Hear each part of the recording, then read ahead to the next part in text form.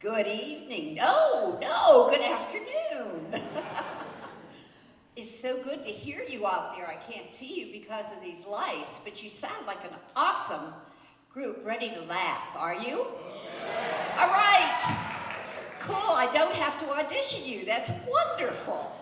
I'm Sue Baldwin. I have had the joy and the pleasure and the blessing to work with this cast that is about to bring you the importance of being earnest. And please use your giggle mode, your ah mode, and your belly laugh mode, and you'll just get them hopping all over this stage today. Whew. I have a few business notes, and I had to make notes myself because the other night I forgot to tell some things. The first of all is cell phones. Please mute them or turn them off. Let the outside world go away for a little while. Plus, they didn't have cell phones in the late 1800s, so that would really throw Lady B, and you don't want that to happen, trust me. The exits, you can see, there's one on the left and one here on the right. That's my right. If there's an emergency, the lights will come down the aisle, your air masks will drop down. Oops, I'm sorry, wrong venue. There's no air masks, so hold your breath and run. We ask that you don't take any pictures. Sometimes the flash will distract the actors, but after the show, they would love for you to stay and meet them. They'll come out after the curtain call and say hello to you, so please stick around and say hello. The facilities are out the door to the right, and there are lots of them, so please don't hesitate. And there will be 2 intermissions. We have a 15-minute intermission between Act 1 and Act 2. Between 2 and 3, there's a quick, it's probably about 5 to 7 minutes. And we're going to take you all over England. We're going to London, we're going to the country, we're going to a country house. So sit back, enjoy, as we present to you the wonderful, fun show of the importance of being earnest.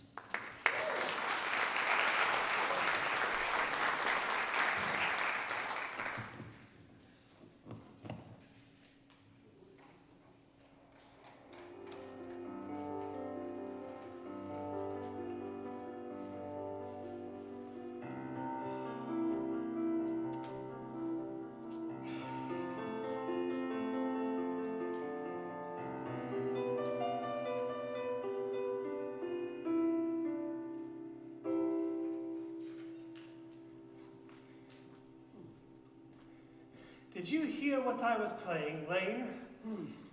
I thought it polite not to listen, sir. Well, I'm sorry for that, for your sake. See, I don't play accurately. Anyone can play accurately, but I play with wonderful expression. As far as the piano is concerned, sentiment is my forte.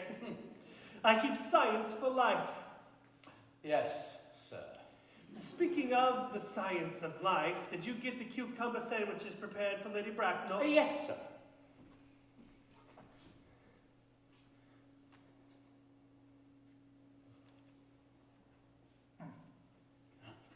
By the way, Lane, I saw from your book that last Thursday, when Lord Showman and Mr. Worthing were dining here, 8 bottles of champagne were entered as being consumed. Yes, sir. 8 bottles and a pint bottle. Why is it that at a bachelor's establishment, the servants invariably drink the champagne? I ask merely for information. Well, I believe it is because of the superior quality of the wines, sir. In my observations, I find that in married households, the same quality of champagne is, or brand is never used. Good heavens, is marriage as demoralizing as that? Well, I believe that, well, I think that it is a nice place, sir, but I mean, not that I have much experience of it. I've only been married once, and that was in consequence of a misunderstanding between another person and myself. I'm not quite sure that I'm very interested in your family life, Lane. No, it's not a very interesting subject, so in fact, I never think of it myself. Very natural, I'm sure. Thank you, Lane. That will do. So,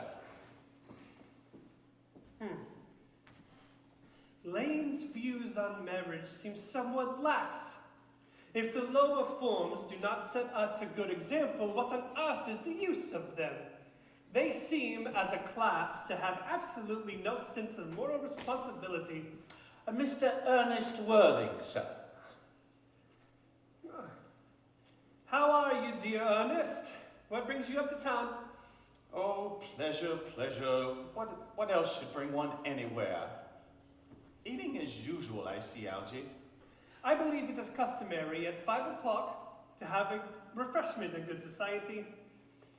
Now, where have you been since last Thursday? Oh, in the country. What on earth do you do in the country? Well, when one is in town, one amuses oneself. When one is in the country, one amuses other people. It is excessively boring. And who are these people you amuse? Oh, neighbors, neighbors. Oh, got nice neighbors in your part of Shropshire. Perfectly horrid. Never speak to one of them. How immensely you must amuse them. Now, Shropshire is your county, is it not? Yes, Shropshire. Yes, of course. Hello. Why so many cups? Why cucumber sandwiches? Why such a reckless extravagance and one so young? Who's coming to tea? Oh, merely Aunt Augusta and Gwendolyn. How perfectly delightful. Yes, it is all very well, but I do not believe that Aunt Augusta will approve of your being here. May I ask why? My dear fellow, the way that you flirt with Gwendolyn is perfectly disgraceful. It is almost as bad as the way Gwendolyn flirts with you. I am in love with Gwendolyn. I've come up to town expressly to propose to her. I thought you said you came up for pleasure. I call that business. How utterly unromantic you are. I really don't find anything romantic in a definite proposal. You see, it is very romantic to be in love, but there is absolutely nothing romantic in a definite proposal. Why, one may be accepted, I assume one usually is, and then the excitement is all over. The very essence of love is uncertainty. If I ever do get married, I shall surely try to forget the fact. I have no doubt about that, dear Algie. The divorce court was invented specially for people with memories who are so curiously constituted. Oh, there's no use speculating on the subject. Divorces are made in heaven. Now, please do not touch the cucumber sandwiches. They are ordered specifically for Aunt Augusta. Here, you shall have the bread and butter. Well, you have been eating them all the time. Well, yes, it is quite different. She is my aunt. Here, bread and butter. Gwendolyn is devoted to bread and butter. And very good bread and butter it is, too. Well, you need not eat it as if you're going to eat it all. You act as if you are married to her already. You are not married to her already, and I'm afraid you never shall be. Why on earth do you say that? In the first place, women never marry the men they flirt with. Girls don't think it right. That is utter nonsense. It isn't. It accounts for all the countless bachelors going from place to place.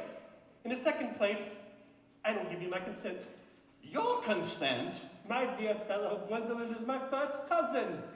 And before I allow you to marry her, you must clear up the question of Cecily. Cecily? What on earth do you mean by Cecily? What do you mean, Algie, by Cecily? I don't know anyone of the name of Cecily. Please bring up the cigarette case that Mr. Worthing left in the smoking room last time he dined here. Yes, sir. Do you mean to say you've had my cigarette case all this time? Wish to goodness you had let me know. I've been writing frantic letters to Scotland Yard about it. Why, I was almost to do a rather large reward for it. Well, I wish you would put up a rather large reward. I seem more than usually hard up. Well, there's no good making a large reward now that the thing is found. I think that is rather mean of you, Ernest. Besides, when I look in the inscription on the inside of the cigarette case, I find that this is not your cigarette case at all. What on earth do you mean? Of course it's mine. You've seen me with it 100 times. Why, And you have absolutely no right to read what is written inside. It's perfectly ungentlemanly to read a private cigarette case. Oh, that is absurd. To have such a hard and fast rule of what one should read and what one shouldn't read. You see, half of modern culture is built upon what one shouldn't read. I'm well aware of the fact, and I don't just pretend to discuss modern culture. Not the sort of thing one should talk of in private.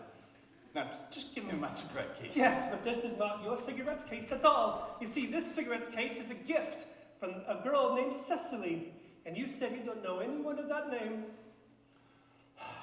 If you want to know, Cecily happens to be my aunt. Your aunt? Charming old girl she is, lives up at Tunbridge Wells. But then why does your aunt, who lives at Tunbridge Wells, call herself Little? From little Cecily with her fondest love. My good boy, what on earth is there in that? Some aunts are tall, some aunts are not tall.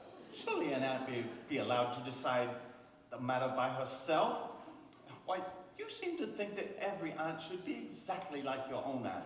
That is absurd. Now give me back my cigarette case. Yes, but why does your little aunt Cecily lives at Tunbridge Wells call you her uncle? There is no objection, I do admit, to an aunt being a rather small aunt, but why an aunt, no matter what her size may be, call her nephew her uncle? I can't quite make it out. Let's see here. From little Cecily with her fondest love to her dear Uncle Jack. Besides, your name isn't Jack at all. It's Ernest. 'Tisn't Ernest, it's Jack. You have always said your name was Ernest. You answer to the name of Ernest. I have introduced you to everyone under the name of Ernest. You are the most earnest-looking person I have ever seen in my life. It's on your card. Mr. Ernest Worthing before the Albany. It's perfectly absurd you calling yourself not Ernest. I shall keep this card just in case that you try to deny you being Ernest to me, to Gwendolyn, or to anyone else. My name is Ernest in town and Jack in the country, and the cigarette case was given to me in the country. Now, for heaven's sake, give it back. Yes, but that does not account for your little Aunt Cecily, who lives at Tunbridge Wells, call you her uncle. You must have the truth out at once, old boy.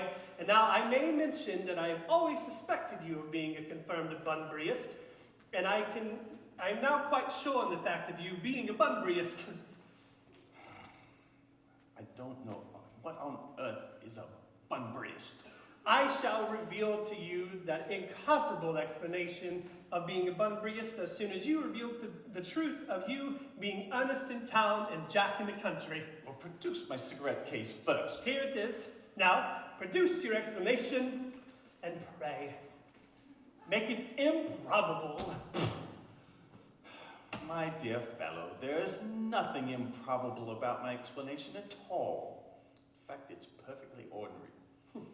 Old Mr. Thomas Cardew, who adopted me as a little boy, made me in his will guardian to his granddaughter, Miss Cecily Cardew.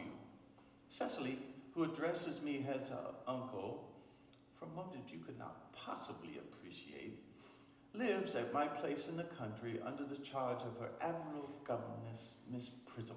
And where is this part of the country? Oh, that is nothing to you, dear boy. You're not going to be invited. I may tell you candidly, the place is not in Shropshire. Yes, I presume just as much. I have Bunburyed 2 times in Shropshire, and I've never seen your estate. Now, why are you Ernest in town and Jack in the country? My dear Algie, I fear you will not be able to understand my real motives. You're hardly serious enough. When one is placed in the position of guardian, one must adopt a very high moral tone on all subjects. It is one's duty to do so. And as a high moral tone can hardly be said to conduce very much to either one's health or one's happiness. I have always pretended to have a younger brother of the name of Earnest, who lives in the Albany and gets into the most dreadful scrapes. That, my dear Algie, is the whole truth, pure and simple. The truth is rarely pure, and it is never simple. It would make life very difficult and modern literacy a complete impossibility. And that would not be at all a bad thing. Literary analysis is not your forte, dear friend. Do not try it. You should leave that to the chaps who have not attended a university. They do it so well. What you are is a Bunburyist. You are a very advanced Bunburyist. I was quite right in always pegging you as a Bunburyist. Why on earth do you say that?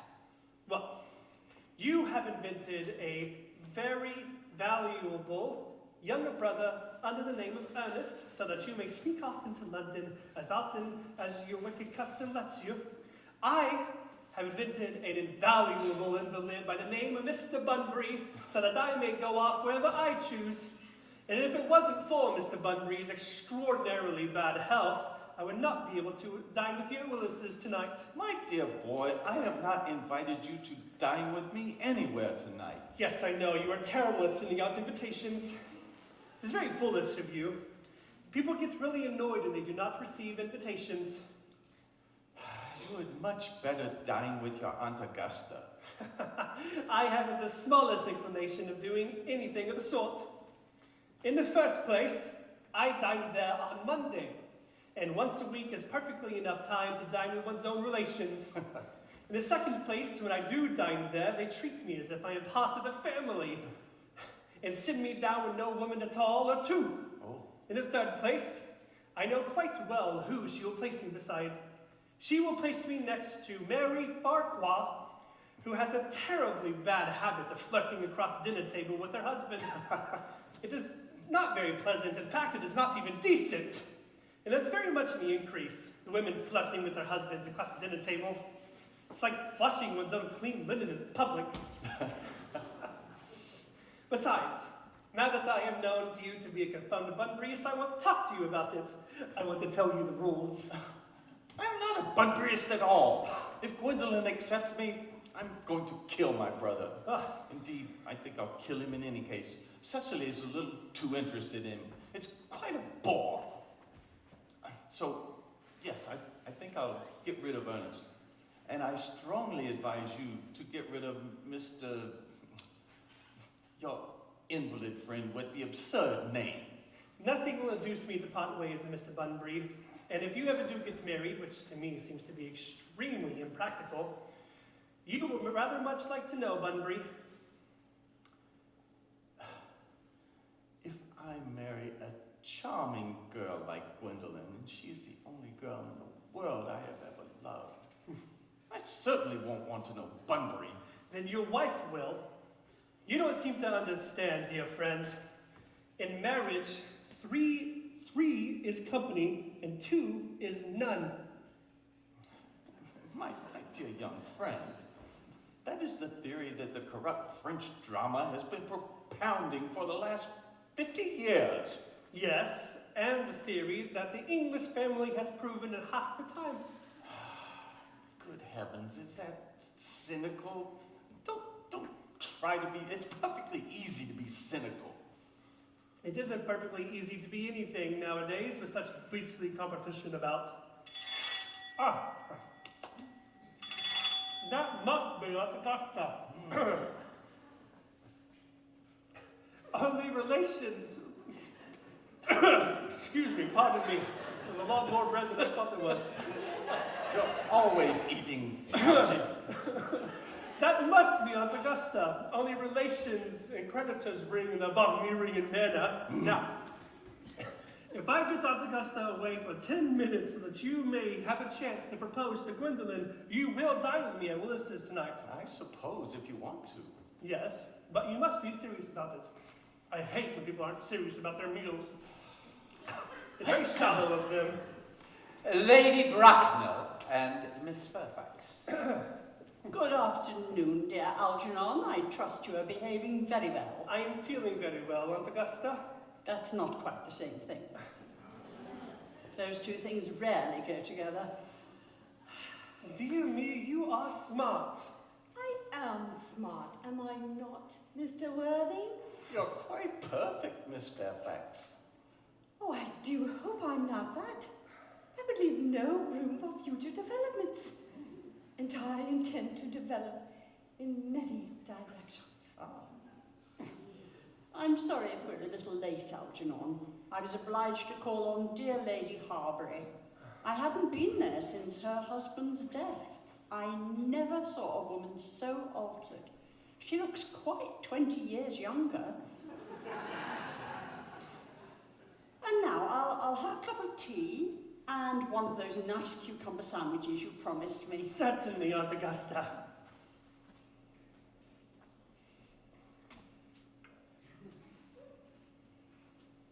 Lane, where are the cucumber sandwiches? I ordered them specifically for Aunt Augusta. I'm so sorry, sir. But when I went down to the market this morning, there were no cucumbers at all. In fact, I even went there twice. No cucumbers? No, sir, not even for ready money. That will do, Lane, thank you. Yes, sir.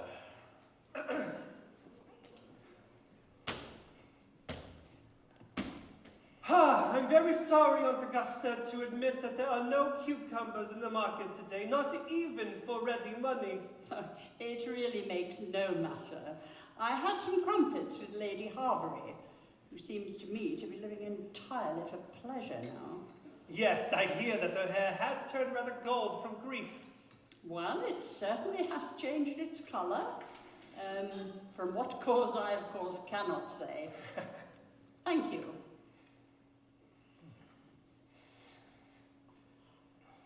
I have quite a treat for you tonight, Algernon. I'm going to send you down with Mary Farquhar. She is such a nice woman, so attentive to her husband. It's delightful to watch them. I am afraid, Aunt Augusta, that I shall have to give up the pleasure of dining with you tonight after all. Well, I hope not, Algernon. It would put my table completely out. Your uncle would have to dine upstairs. Fortunately, he's accustomed to that. It is a bore, and of course, to me, a great disappointment. But I have just received a telegram that Mr. Bunbury is very ill again, and they think that I should be by his bedside. This Mr. Bunbury seems to suffer from curiously bad health. Yes, poor Mr. Bunbury is a dreadful invalid. Well, Algernon, I think it's high time that Mr. Bunbury made up his mind whether he was going to live or to die. This common sympathy with invalids is absurd. I do not approve of it. Health is the primary duty of life. I'm always telling that to your uncle, but he never takes any notice as much as any improvement in his health goes.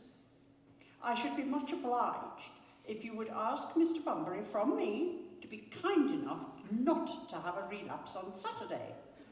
For I rely on you to arrange my music for me. It's my last reception, and I want something that will encourage conversation, particularly at the end of the season, when people have said most of the things they wanted to say, which probably wasn't very much anyway. I will speak to Mr. Bunbury, Aunt Augusta, if he is still conscious. And as for Saturday, I can assure you that Mr. Bunbury will be all right. Now, as for the music, of course, it can be rather difficult. If one plays good music, well, then people do not listen. And if one plays bad music, people do not talk. If you will join me to the other room, I shall go over the program that I have written up for you. Thank you, Algernon. That's most thoughtful of you. I'm sure the program will be delightful, with one or two expurgations. French songs I cannot possibly allow. People always seem to think they are improper, and then they look shocked, which is vulgar, or they laugh, which is worse. Germany, though, sounds a much more reliable, respectable language, and I believe it is so. Gwendolyn, you will accompany me. Certainly, Mamma.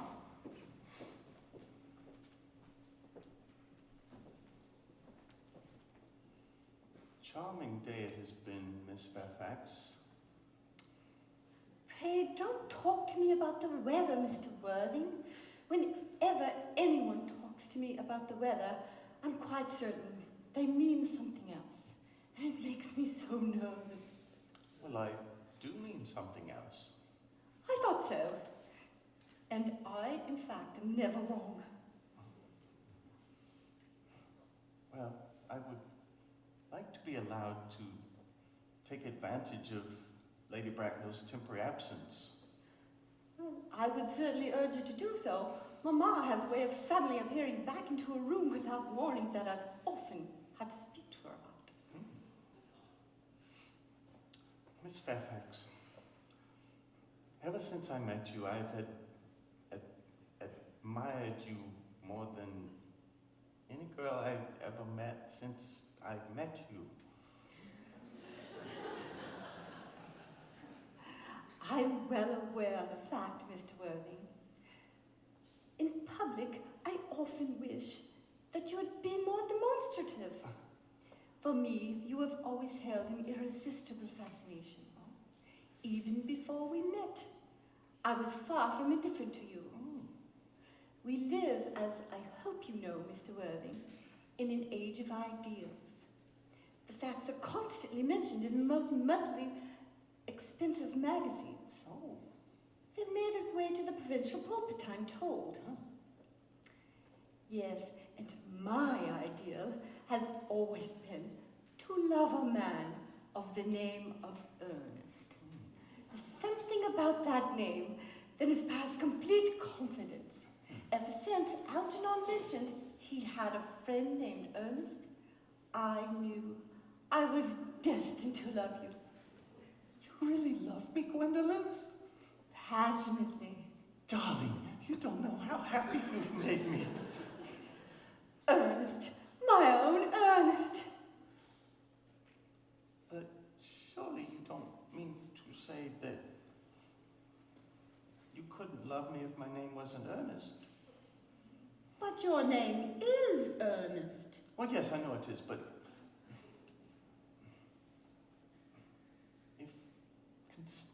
supposing it wasn't, do you mean to say you couldn't love me then? That is merely a metaphysical speculation. And as most metaphysical speculations go, it has very little to do with the facts of real life as we know them. Well, really, Gwendolyn, to speak candidly, I don't much care about the name of Ernest. I don't think the name suits me at all. It suits you perfectly. It is a divine name. It has a music all its own. It produces vibrations. Well, Gwendolyn, darling, I should like to say there are many much nicer names. I think Jack, for instance, a charming name. Jack? Oh no. The name Jack has very little music, if any at all. Indeed, it does not thrill. It produces no vibrations. Jack, I have known several men named Jack, and without exception, they were all more than usually plain. Besides, Jack is a notorious domesticity for the name John. And I pity any woman who's married to a man named John. She would probably never know the eternal pleasure of a single moment's solitude. No, the only really safe name is Ernest. Gwendolyn, I must get christened at once. I mean, we must be married at once. There is no time to be lost. Married, Mr. Worthing? Well, surely you know that I love you, and you have led me to believe, Miss Fairfax, that you are not absolutely indifferent to me. I adore you, but you haven't even proposed to me yet. The subject of marriage has not even been touched upon. Well, may I propose to you now? It would be an admirable opportunity. And to spare you any disappointment, I think it only fair to tell you frankly up front that I'm fully determined to accept you. Gwendolyn! Yes, Mr. Worthing, what have you got to say to me? Well, you know what I have got to say to you. Yes, but you don't say it. Oh. Ah. Gwendolyn, will you marry me? Yes, of course I will, darling. But how long you've been about it. I'm afraid when it comes to proposals, you've had very little experience on how to propose. Well, darling, you are the only girl in the world I have ever loved. But many men often practice proposals. I know my brother Jal does. Oh. All my girlfriends tell me so. Ernest, what wonderfully blue eyes you have. They are quite blue. I do hope you'll always look at me just this way, especially when other people are present. Oh. Good heavens! Mr. Worthing, rise, sir, from this semi-recumbent position. It is most indecorous. Mamma, I must beg you to retire. This is no place for you. Besides, Mr. Worthing wasn't quite finished yet. Finished what, may I ask? I am engaged to be married to Mr. Worthing, Mamma. Pardon me, but you are not engaged to anyone. When you do get engaged, either I or your father, should his health permit him, will inform you of the fact. An engagement should come upon a young girl as a surprise, either pleasant or unpleasant, as the case may be. It is hardly something she should arrange for herself. And now, Mr. Worthing, I have a few questions for you. While I'm making these inquiries, you, Gwendolyn, will wait for me below in the carriage. Mamma! In the carriage, Gwendolyn.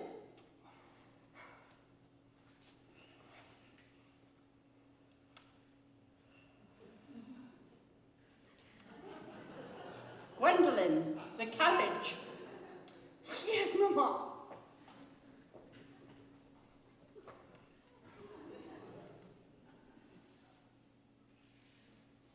You may take a seat, Mr. Worthing. Thank you, Lady Bracknell. I prefer standing. I feel bound to tell you that you are not on my list of eligible young men. I have the same list as the dear Duchess of Bolton. She and I work together, in fact. However, I would be prepared to enter your name should your answers be what a really affectionate mother requires. Do you smoke? I must admit I do smoke. No, I'm glad to hear it. A man should always have an occupation of some kind. There are far too many idle men in London as it is. How old are you? 29. A very good age to be married at. I have always thought that when a man decides to get married, he should either know everything or nothing. Which do you know?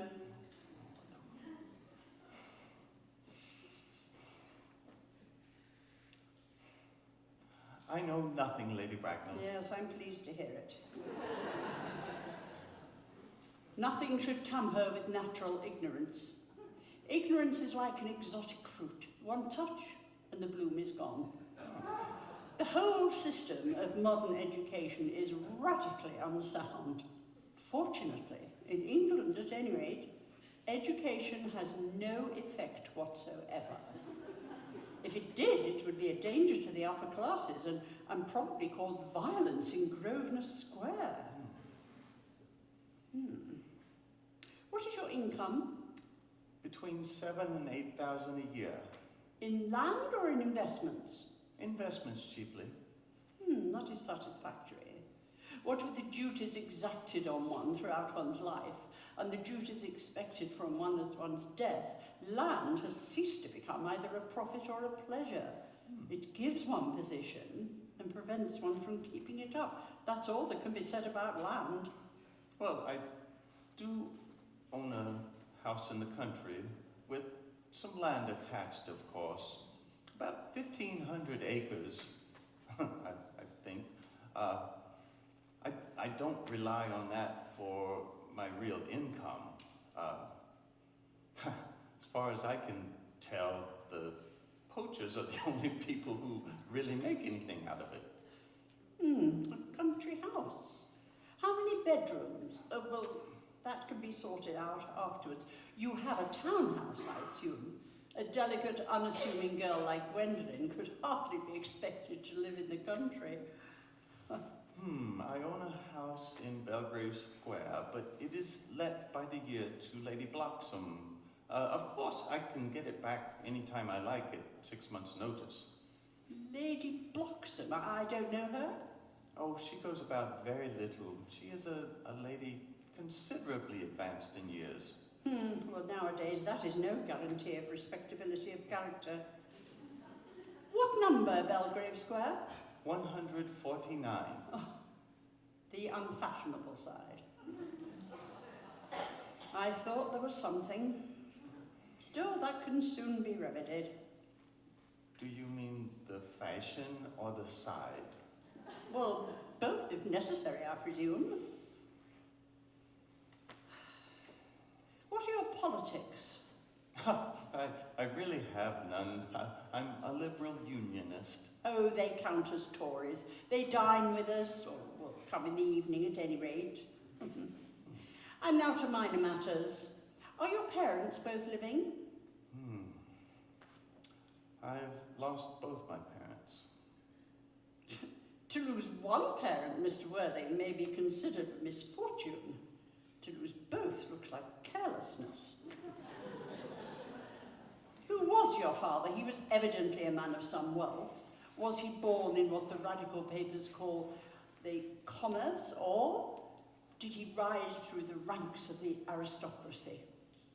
I'm afraid I really don't know. The fact is, Lady Bracknell, I said that I had lost my parents. It would be nearer the truth to say that my parents seem to have lost me. I don't really know who I am by birth. I was found. Found? Yes,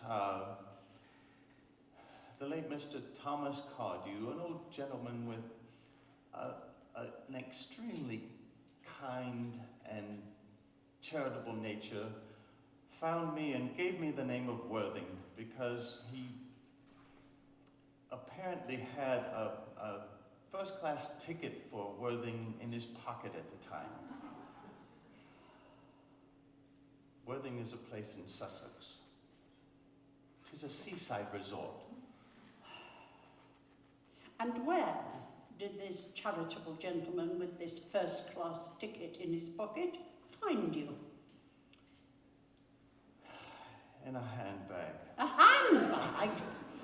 Yes, Lady Bracknell, a handbag. It was a rather large black leather handbag with handles to it.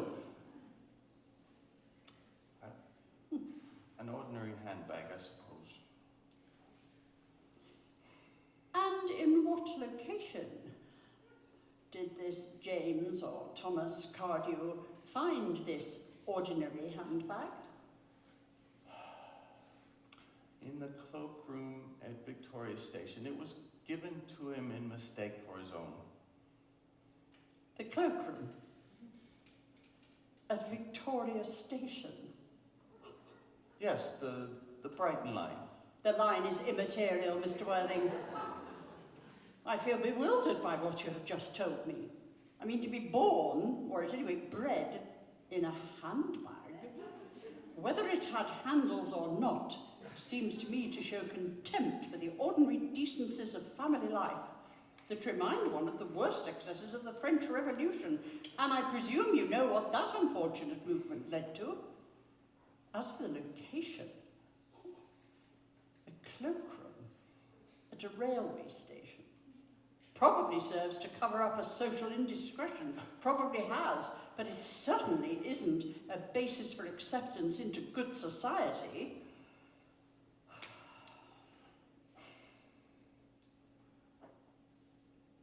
May I ask what you would advise me to do? Surely you know I would do anything in the world to ensure Gwendolyn's happiness. Well, I would expect you to find some relations as soon as possible, and to make a definite effort to find at least one parent of either sex before the season is quite over. I don't know how in the world I would manage to do that. I can produce the handbag at any moment. It is in the dressing room at my home. I should think that would satisfy you, Lady Bracknell. Me, sir? What has it got to do with me? You can hardly expect that I or Lord Bracknell would allow our only daughter, a girl brought up with the utmost care, to marry into a cloakroom and form an alliance with a parcel. Good afternoon, Mr. Worthing. Good afternoon. Good afternoon. For goodness sake, don't play that ghastly tune, Algie, you idiot. Oh.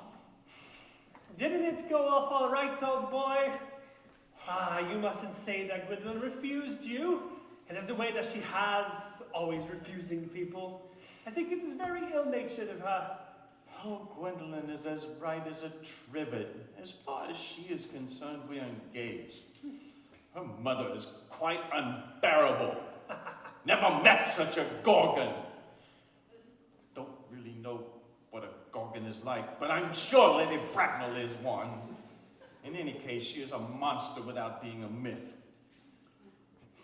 Which I suppose is rather unfair. I suppose I should apologize to Algie for talking about your own aunt in that way before you. My dear fellow, I love hearing my relations abused.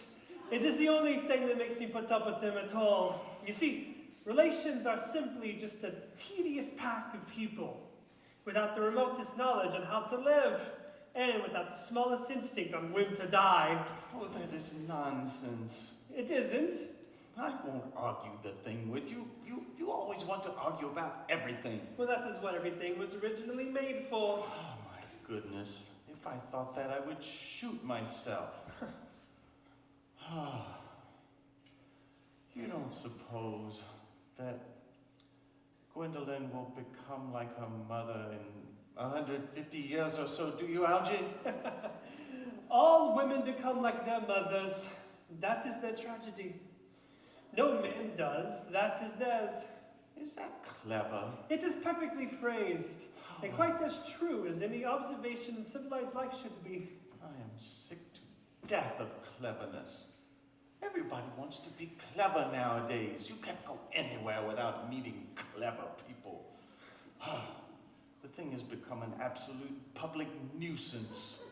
I wish to goodness there were a few fools left. Well, we have. Well, I would extremely like to meet them. What do they talk about? The fools. About the clever people, I suppose. Oh, what fools! By the way, have you told Gwendolyn of you being Earnest in town and Jack in the country? My dear fellow, the truth is not the sort of thing you tell a nice, sweet, refined girl.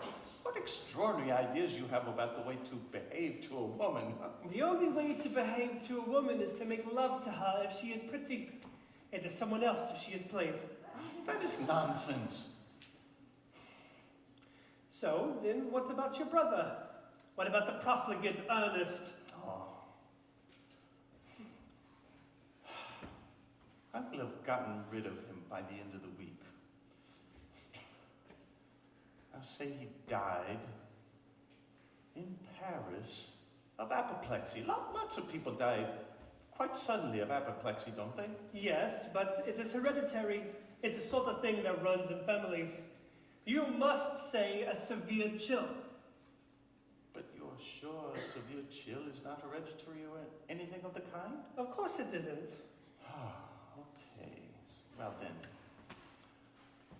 Poor brother Ernest.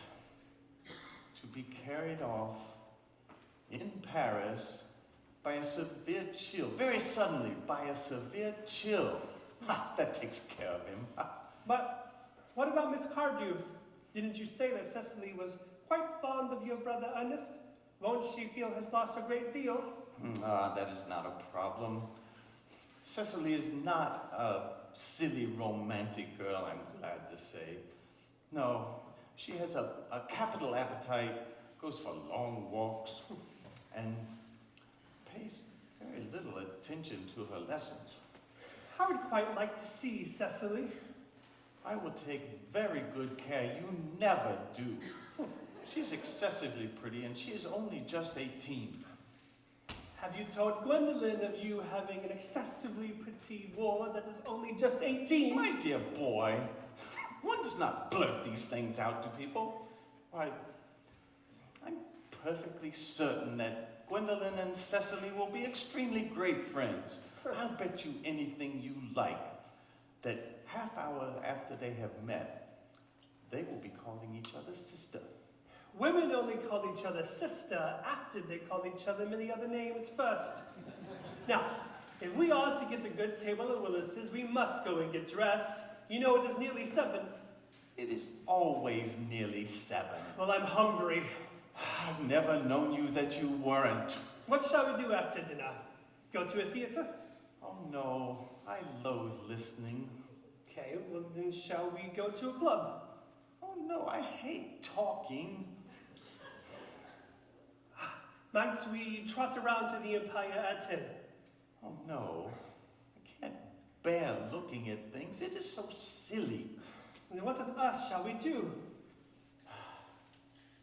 Nothing. It is very hard work doing nothing. Of course, I don't mind work if there is no definite object at the end of it. Sir, Miss Fairfax. Gwendolyn, upon my word. Algy, kindly turn your back. I have something particular to say to Mr. Worthing. Now, I really do not think that I can allow this at all. Algy, you always adopt such a strict and moral attitude towards life. You are not quite old enough to do so. Go. Gwendolyn, darling. Ernest, we may never be married. And from the look on Mamma's face, I fear we never shall. Few parents nowadays have any regard for what their children have got to say to them. The old-fashioned respect for the young is fast dying out. Whatever influence I had over Mamma, I lost at the age of 3. And though she may prevent us from becoming man and wife, and I may marry someone else. And to marry often. Nothing she can ever do can ever prevent me from losing the eternal devotion I have to you. Your address in town I have at the Albany. What is your address in the country? The Manor House, Woolton, Hertfordshire. I may need to do something desperate. There is a good postal service, I suppose. This will require careful consideration. I shall communicate with you daily. My own one. How long are you in town? Till Monday. Good. Algy, you may turn round now. Thanks, I turned round already. You may also ring the bell. Of course. May I show you to your carriage, Miss Fairfax? Certainly. I'll show Miss Fairfax to her carriage. Sir, miss? Lane, a glass of sherry. Yes, sir. Tomorrow I'm going Bunburying. Yes, sir. I probably shouldn't be back till Monday. You can put along all the smoking jackets and the normal Bunbury outfits. Yes, sir. I hope tomorrow is a good day, Lane. Oh, it never is, sir. Lane, you are a perfect pessimist. Well, I do my best to give personal satisfaction, sir. Good.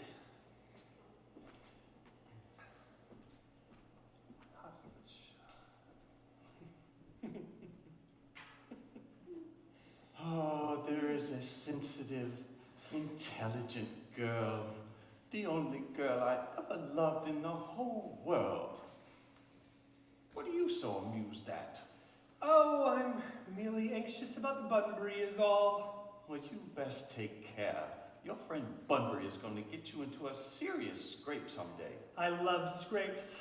They are the only thing that aren't serious. Ah, that is nonsense. You never talk anything but nonsense. Nobody ever does.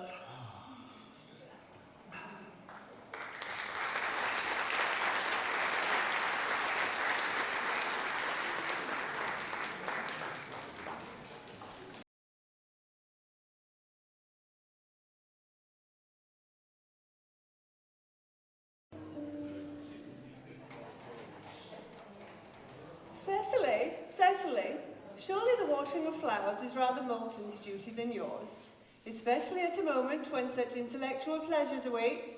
Your German grammar is on the table. Pray open it at page 15. We will repeat yesterday's lesson. But I don't like German. It isn't at all a becoming language. I know I look perfectly plain after I finish my German lesson.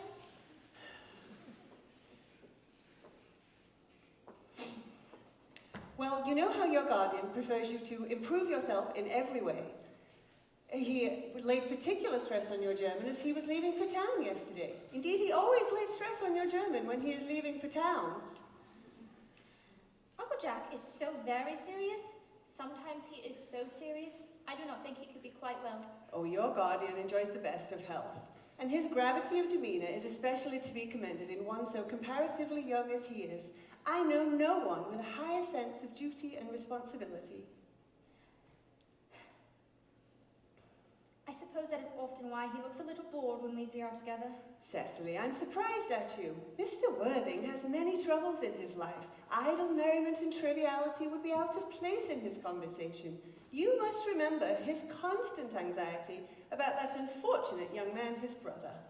I do wish Uncle Jack would allow that unfortunate young man, his brother, to come down here sometime. We might have a good influence over him. You, Miss Prism, you know German and geology and all of the things that fancy a man so. I do not think that even I could bring about a change on a character that by his own brother's admission is irretrievably weak and vacillating. Indeed, I do not think I would desire to reclaim him. I am not in favour of this modern mania of turning bad people into good people at a moment's notice. As a man sows, so shall he reap. You must put away your diary, Cecily, dear. I do not see why you should keep a diary at all. I keep a diary in order to enter the wonderful secrets of my life. I feel if I didn't, I might forget them. Memory, my dear, is the diary we all carry about with us. Yes, but it often chronicles the things that have never happened and shall never happen. I believe memory is responsible for all of the 3-volume novels Moody sends us. You must not speak slightingly of the 3-volume novel. I wrote one myself in earlier days. Did you really, Miss Prism? How wonderfully clever you are. I hope it did not end happily. I do not like novels that end happily. They depress me so much. The good ended happily, the bad unhappily. That is what fiction means. I suppose so, but it seems very unfair, doesn't it? And was your novel ever published? Alas, no. The manuscript was abandoned. I use the term in the sense of lost or mislaid. These speculations are profitless. Do your work, child. Oh, but I see dear Dr. Chasuble coming up through the garden. Dr. Chasuble. Dr. Chasuble, this is indeed a pleasure. And how are we this morning? Miss Prism, you are, I trust, well? Miss Prism was just complaining of a slight headache. I think a short stroll in the park with you would do her so much good. Cecily, I have not mentioned anything about a headache. I know that, Miss Prism. I just felt instinctively that you had a headache. In fact, I was thinking about that and not my German when the rector came in. I hope, Cecily, you are not inattentive. Oh, I am afraid I am. Oh, that is strange. Were I fortunate enough to be Miss Prism's pupil, I would hang upon her lips. I spoke metaphorically. The metaphor was taken from bees. Mr. Worthing, I suppose, has not returned from town yet? No, we do not expect him till Monday afternoon. Ah, yes, he likes to spend his Sunday in London. He is not one of those whose sole aim is enjoyment, as by all accounts that unfortunate young man, his brother, seems to be. But I must not disturb Egeria and her pupil any longer. Egeria, Doctor? My name is Letitia. A classical allusion, merely, taken from the pagan authors. I shall see you both, no doubt, at Evensong. I think I may take a stroll with you after all. I find I do have a headache, and a walk might do it good. With pleasure, Miss Prism, with pleasure. We can walk as far as the schools and That back. would be delightful. Cecily, in my absence, you will read your political economy. The chapter on the fall of the rupee you may omit. It is somewhat too sensational. Even these metallic problems have their melodramatic side.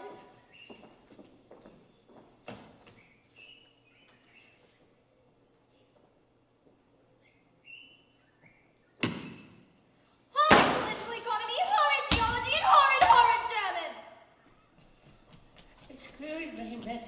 Mr. Ernest Worthing has just driven here from the station, and he has his luggage with him. Mr. Ernest Worthing, B4, the Albany, W. Uncle Jack's brother.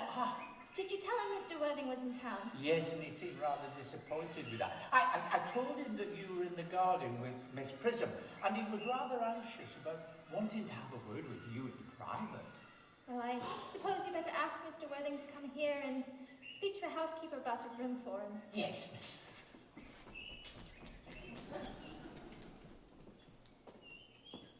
I've never met any really wicked person before. I feel rather frightened. I'm so afraid he'll look just like everyone else. He does.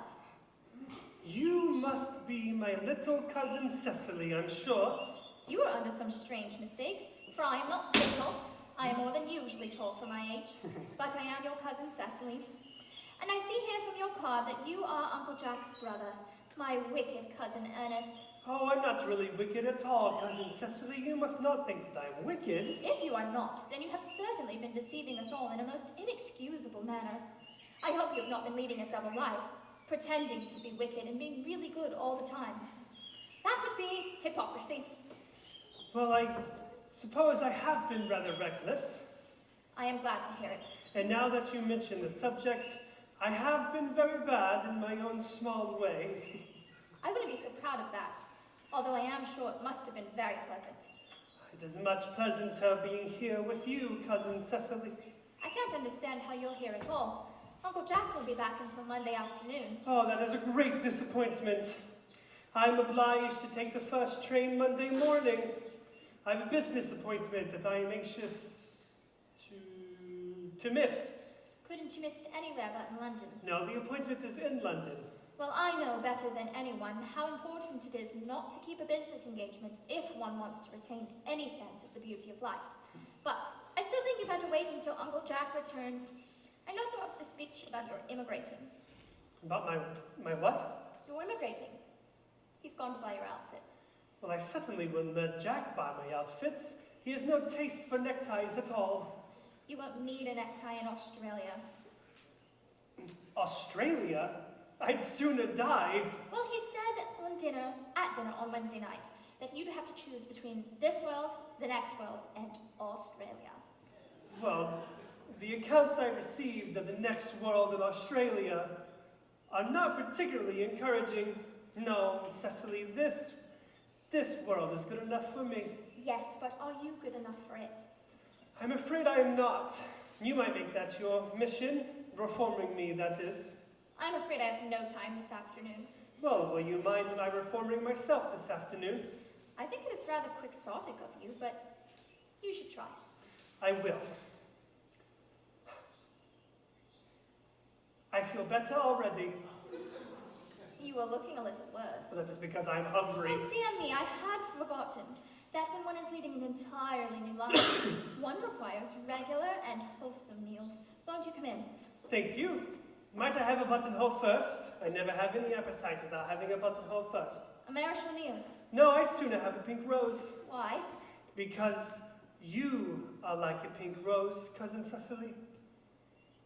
I don't think it's right for you to talk to me like that. Miss Prism never says such things. Well, then Miss Prism is a short-sighted old lady.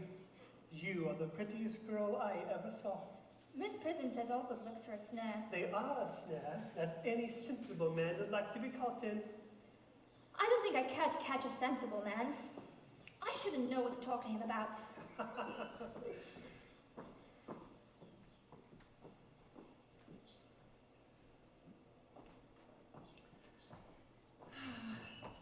You are too much alone, Dr. Chasuble. You should get married. A misanthrope I can understand, a womanthrope never. Believe me, I do not think I deserve so neologistic a phrase. The practice as well as the precept of the primitive church was distinctly against matrimony. And that is why the primitive church has not lasted until the present day. And you do not seem to realize, dear doctor, that by permanently remaining single, a man converts himself into a permanent public temptation. Men should be more careful. This very celibacy leads weaker vessels astray. But is not a man equally attractive when married? No married man is ever attractive, except to his wife. And often I've been told not even to her. Well, that depends on the intellectual sympathies of the woman. Maturity can be relied upon. Ripeness can be trusted. Young women are green. I spoke horticulturally. My metaphor was drawn from fruits. Fruit. But where is Cecily? Perhaps she followed us to the schools. Mr. Worthing. Mr. Worthing. We did not look for you until Monday afternoon. I have returned sooner than I expected. Dr. Chasuble, I hope you are well. My dear Mr. Worthing, I trust this garb of woe does not betoken some terrible calamity. My brother, More shameful debts and extravagance. Still leading his life of pleasure? dead, Your brother Ernest dead? quite dead. What a lesson for him. I trust he will profit by it. My dear Mr. Worthing, you have my sincere condolence. At least you have the consolation of knowing that you are almost always the most generous and forgiving of brothers. Oh, poor Ernest. He had many faults, but 'tis a sad, sad blow. Very sad indeed. Were you with him at the end? No, he was abroad, in Paris, in fact. I had a telegram last night from the manager of the Grand Hotel. Was the cause of death mentioned? A severe chill, it seems. As a man sows, so shall he reap. Charity, dear Miss Prism, charity, none of us are perfect. I myself am peculiarly susceptible to drafts. Will the interment be here? He seems to have expressed a desire to be buried in Paris. In Paris? That hardly points to a serious state of mind at the end. You would no doubt wish me to make some slight allusion to this tragic domestic affliction next Sunday. My sermon on the meaning of the manna in the wilderness can be adapted to almost any occasion, joyful or as in the present case, distressing. I have preached it at christenings, at confirmations, on days of humiliation, and festal days. I last delivered it at the cathedral as a charity sermon on behalf of the Society for the Prevention of Discontent among the Upper Orders. The bishop who was present was much struck by some of the analogies that I drew.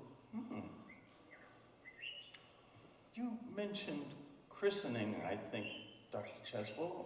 I suppose you know how to christen all right. I mean, of course, you are continually christening, aren't you?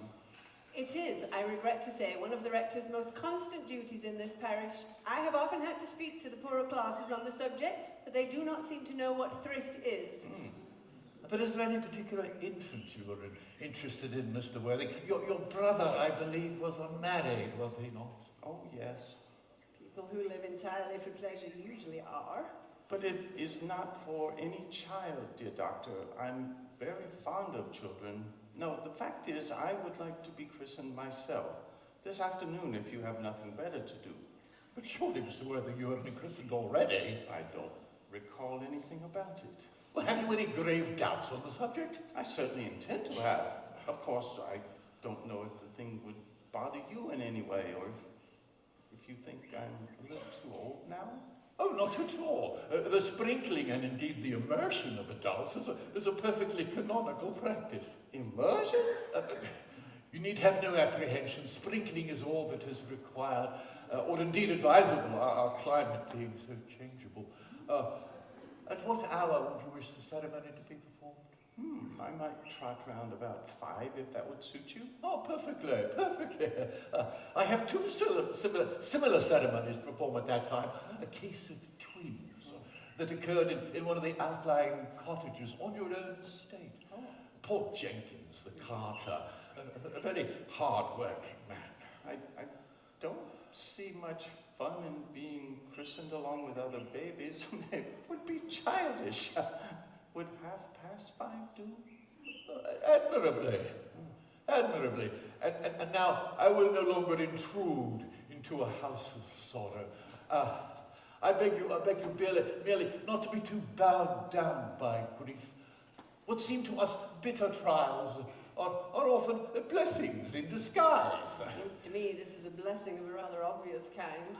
Jack, I am pleased to see you back, but what horrid clothes you've got on. Do go and change them. Cecily. My child. What is the matter, Uncle Jack? You do look as if you've had a toothache. I've got such a surprise for you. Guess who's in the dining room? Who? Your brother, Ernest. He arrived about half an hour ago. That is absurd. I haven't got a brother. Uncle Jack, don't say that.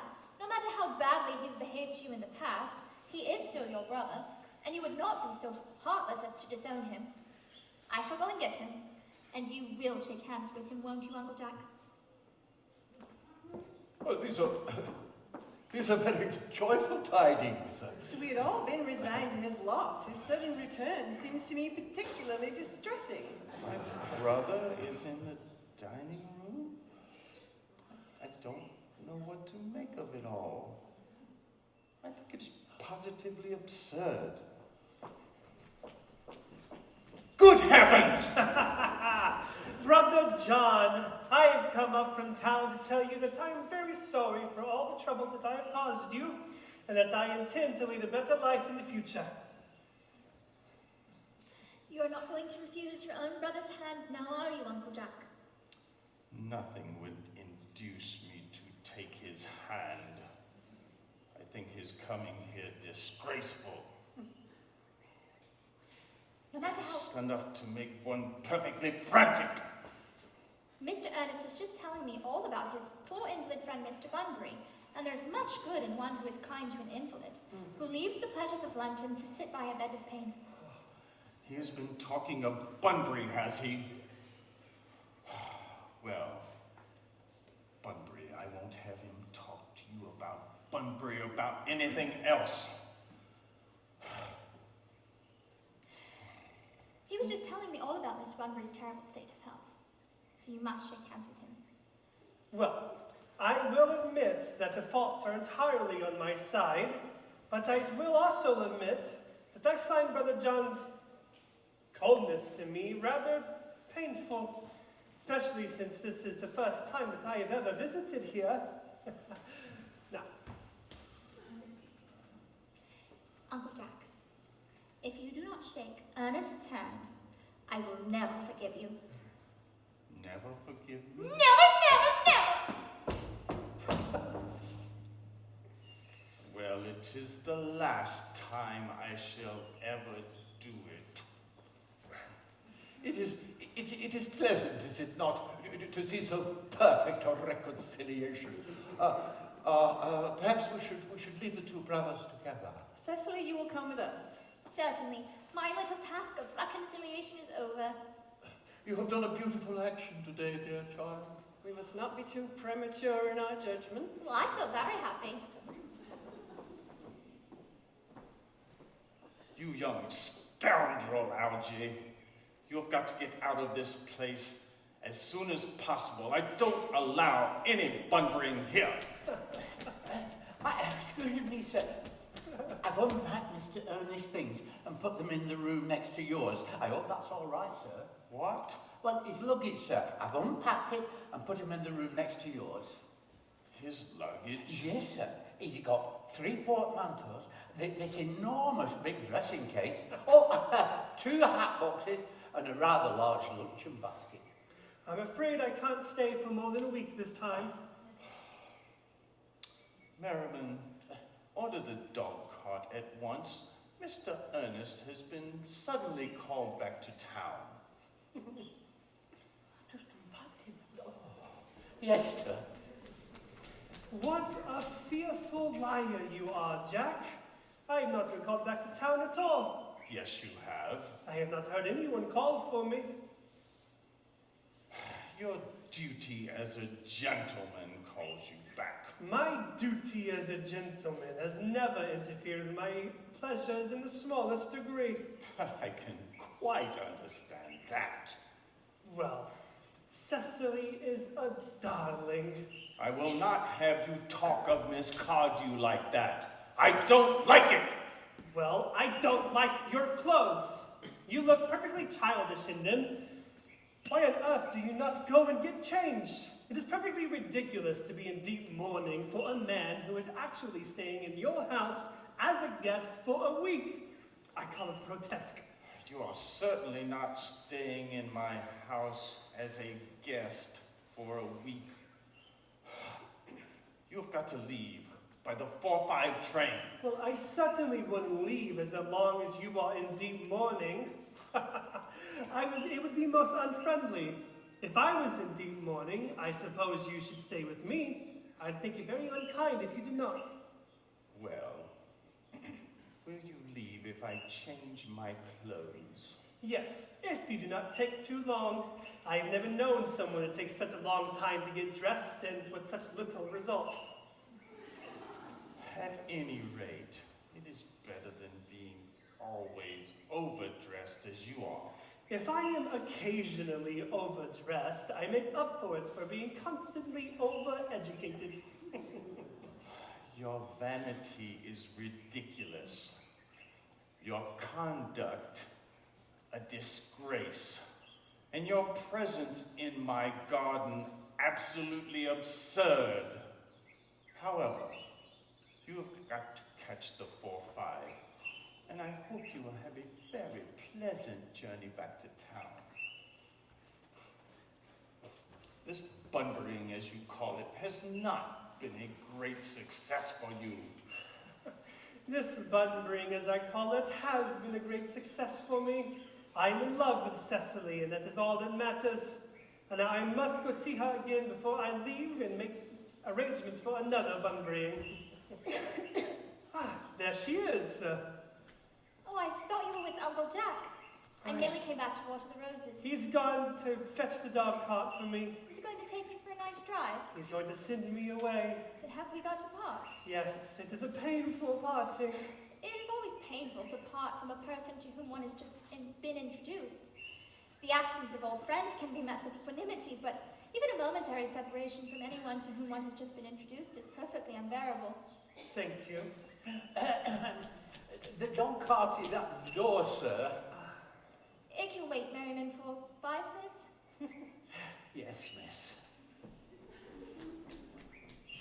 Cecily, I hope that I shall not offend you if I state quite openly and frankly that you seem to me to be the visible personification of absolute perfection. I think your frankness does you great credit, Ernest. Now, if you don't mind, I shall copy your remarks into my diary. Do you really keep a diary? I'd give anything to read it. May I? Well, absolutely not. It is simply a young girl's record of her own thoughts and impressions, subsequently meant for publication. So I do hope that when it appears in volume form, you will order a copy. But pray, Ernest, don't stop. I delight in taking down from dictation. I have reached absolute perfection. You can go on. I am quite ready for more. Pray, Ernest, don't cough. When one is dictating, one should speak fluently and not cough. Besides, I don't know how to spell a cough. Cecily, from the very first time that I saw your wonderful and incomparable beauty, I have dared to love you wildly, devotedly, passionately, and hopelessly. I don't think you should tell me that you love me wildly, devotedly, passionately, hopelessly. Hopelessly doesn't make much sense now, does it? Cecily. The dog cart is still waiting, sir. Tell it to come around next week at the same hour. Oh, goodness gracious. Uncle Jack would be very much annoyed to know that you were staying on till next week at the same hour. I don't care about Jack. I don't care about anyone in the whole world but you, little Cecily. You will marry me, will you not? Oh, of course.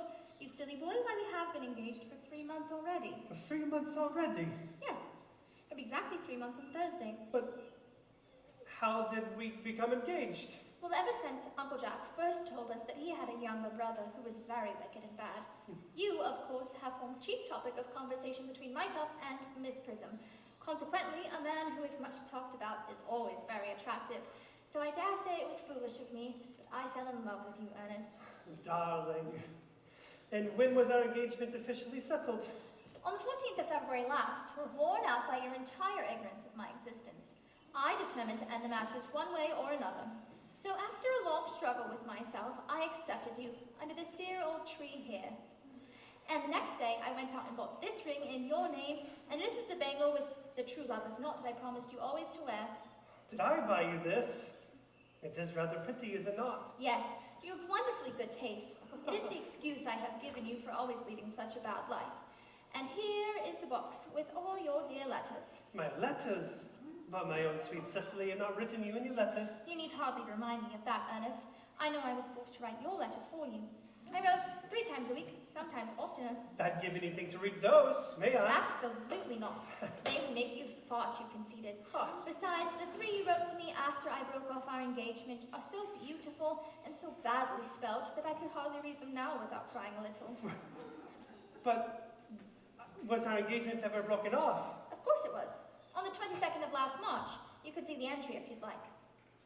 Today I broke off my engagement with Ernest. I feel it is better to do so. The weather still continues charming. But why on earth did you break off our engagement? What had I done? I had done nothing wrong, Cecily. It pains me so to hear that you broke off our engagement, particularly when the weather was so charming. Well, it would have been a hardly serious engagement if I hadn't broken it off at least once.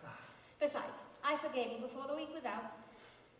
What a sweet, perfect angel you are, Cecily. You dear romantic boy.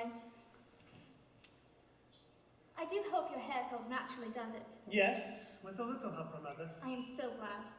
You won't break off our engagement again, will you, Cecily? Oh, I couldn't possibly now that I've actually met you. Although there is still the question of your name. Yes, of course. You mustn't laugh at me, darling, but it has always been a girlish dream of mine to love someone whose name was Ernest. Something about that name inspires absolute credulity. I pity any poor married woman whose husband is not called Ernest. But, my own sweet child, are you saying that if my name wasn't Ernest, you couldn't love me by some other name? But what name? Oh, any name you like. Algernon, for example. I do not like the name of Algernon. Oh, but my own sweet, loving, darling, charming Cecily, I really do not understand why you should object to the name of Algernon. It is a very aristocratic name. Many of the chaps that come down to bankruptcy court are named Algernon. But seriously, Cecily, if I was called Algie, could you not love me? I might admire you, Ernest. I might respect your character, but I could not give you my undivided attention. Cecily, your rector here is knowledgeable of all the rites and ceremonials of the church. Oh yes, Dr. Chasuble is the most learned man, and he's never written a single book, so you can imagine how much he knows. I must go visit him on a most important christening. I mean, the most important business. Oh, I shan't be away for more than half an hour. considering that we've been engaged since February the 14th, and I've only just now met you today, I feel it is rather hard that you should leave me for so long a period as half an hour. Could you make it 20 minutes? I'll be back in no time. What an impetuous boy he is. I like his hair so much. I shall enter his proposal to my diary. Excuse me, miss. Miss Fairfax has just called to see Mr. Worthing on very important business, Miss Fairfax states. Isn't Mr. Worthing in his library? No, he was seen heading down towards the rectory some time ago. Well, pray ask the lady to come here, and I suppose Mr. Worthing will be back soon. And you can bring tea. Yes, miss. Miss Fairfax, undoubtedly one of the elderly women associated with Uncle Jack's philanthropic work in London. I do not like women who are interested in philanthropic work. It's so forward of them. Miss Fairfax. Oh, pray let me introduce myself to you. My name is Cecily Cardew. Cecily Cardew. What a very sweet name. Something tells me we are going to be great friends. I think I like you already, more than I can say. Thank you for liking me so much after knowing me a comparatively short period of time. Certainly. My first impressions are never wrong. I may call you Cecily, may I not? With pleasure, And you will always call me Gwendolyn, won't you? if you wish. There. Then that's quite all settled, is it not? I hope so. Perhaps this is a favorable opportunity for me to be mentioning who I am. My father is Lord Bracknell. I don't suppose you've heard of Papa? I don't believe so. Well, outside the family circle, Papa is entirely unknown. And I think that's how it should be. Oh, the home, it seems to me, is the proper sphere for the man. And once a man begins to neglect his domestic duties, he becomes painfully effeminate, does he not? I don't like that. Makes a man so attractive. Cecily Mamma, whose views on education are remarkably strict. She has brought me up to be extremely short-sighted. It's part of her system. So, do you mind if I look at you through my glasses? Oh no, Gwendolyn. I am quite fond of being looked at.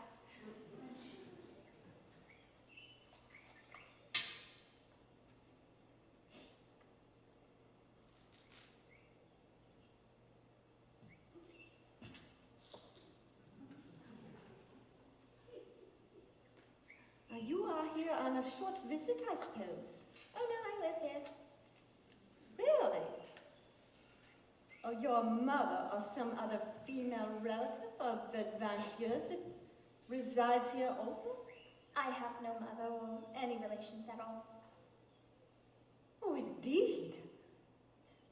My dear guardian, with the assistance of Miss Prism, had the arduous task of looking after me. Your guardian? Yes, I'm Mr. Worthing's ward. How strange. He never mentioned to me that he had a ward. How secretive of him. He grows more interesting hourly. I'm not quite sure, however, that the news inspires me with feelings of mixed delight. Cecily, I am fond of you. I've liked you ever since we met. But I am bound to state, now that I know that you are Mr. Worthing's ward, I cannot help express my wishes that you were, well, just a little older than you seem and not quite so alluring in appearance. In fact, if I may speak quite frankly... Pray do. I feel that whenever one has something unpleasant to say, one must always speak quite candidly. Well, to speak with perfect candor, I wish you were fully 42 and not more than unusually plain for your age. Ernest has a strong, upright nature. Why, he is the very soul of truth and honor. Disloyalty would be as impossible to him as deception. But many men of the most noblest of characters are certainly influenced by the charms of others. Modern, if no less than ancient history, has provided us with many painful examples to which I refer. If it were not so, history would be entirely unreadable. I beg your pardon, Gwendolyn. Did you say Ernest? Yes. Oh, but it's not Mr. Ernest Worthing who's my guardian. It's his brother, his elder brother.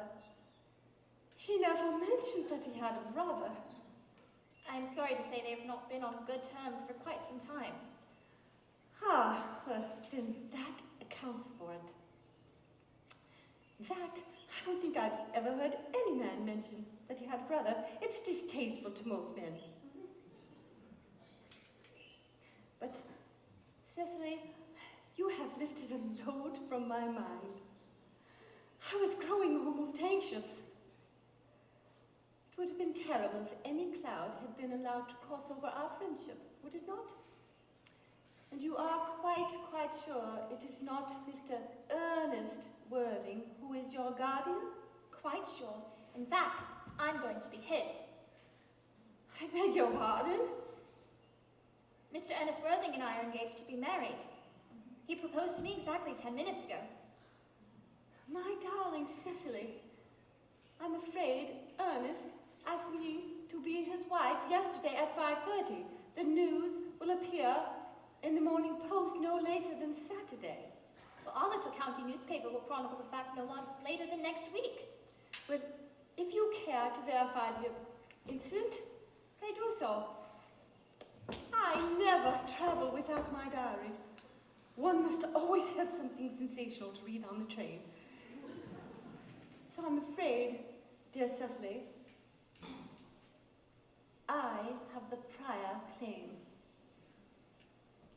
It would cause me a great deal of pain, Miss Fairfax, to know that this caused you any mental or physical anguish, but I see bound to point out that since Mr. Ernest Worthing proposed to you, he has clearly changed his mind. If the poor fellow has gotten himself entrapped in some foolish promise, I should consider it my duty to rescue him, and with a firm hand. Whatever unfortunate entanglement my dear boy may have gotten himself into, I will never reproach him with it after we are married. Do you refer to me, Miss Cardew, as an entanglement? You are presumptuous. On an occasion such as this, it becomes not only one's moral duty to speak one's mind, it becomes a pleasure. Do you allude to me, Miss Fairfax, that I entrapped Ernest into an engagement? How dare you? Never mind the shallow mask of manners. When I see a spade, I'll call it a spade. I assure you, Miss Cardew, I'm glad to say I have never seen a spade. Our social spheres are widely different. Shall I lay the table here as usual, miss? Yes, as usual. Okay.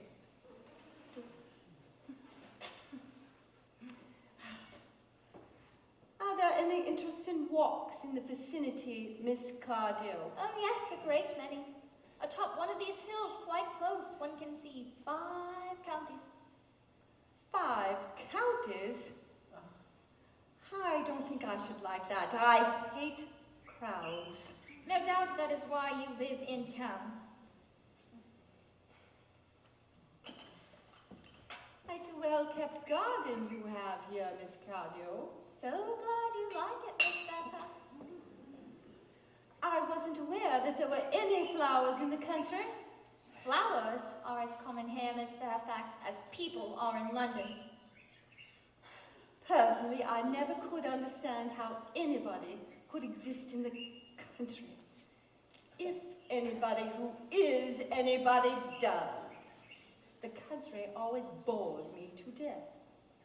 That is what the newspapers are calling an agricultural depression, is it not? The aristocracy are suffering a great deal from it quite at present, I have been told. It is an epidemic amongst them. Tea? Thank you. Despicable girl, but I require tea. Sugar? No, thank you. Sugar is not fashionable anymore. Cake or bread and butter? Bread and butter, please. Sugar and cake are rarely seen in the best of houses nowadays.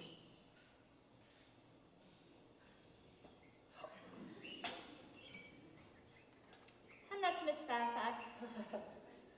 Yes, miss. Is it he?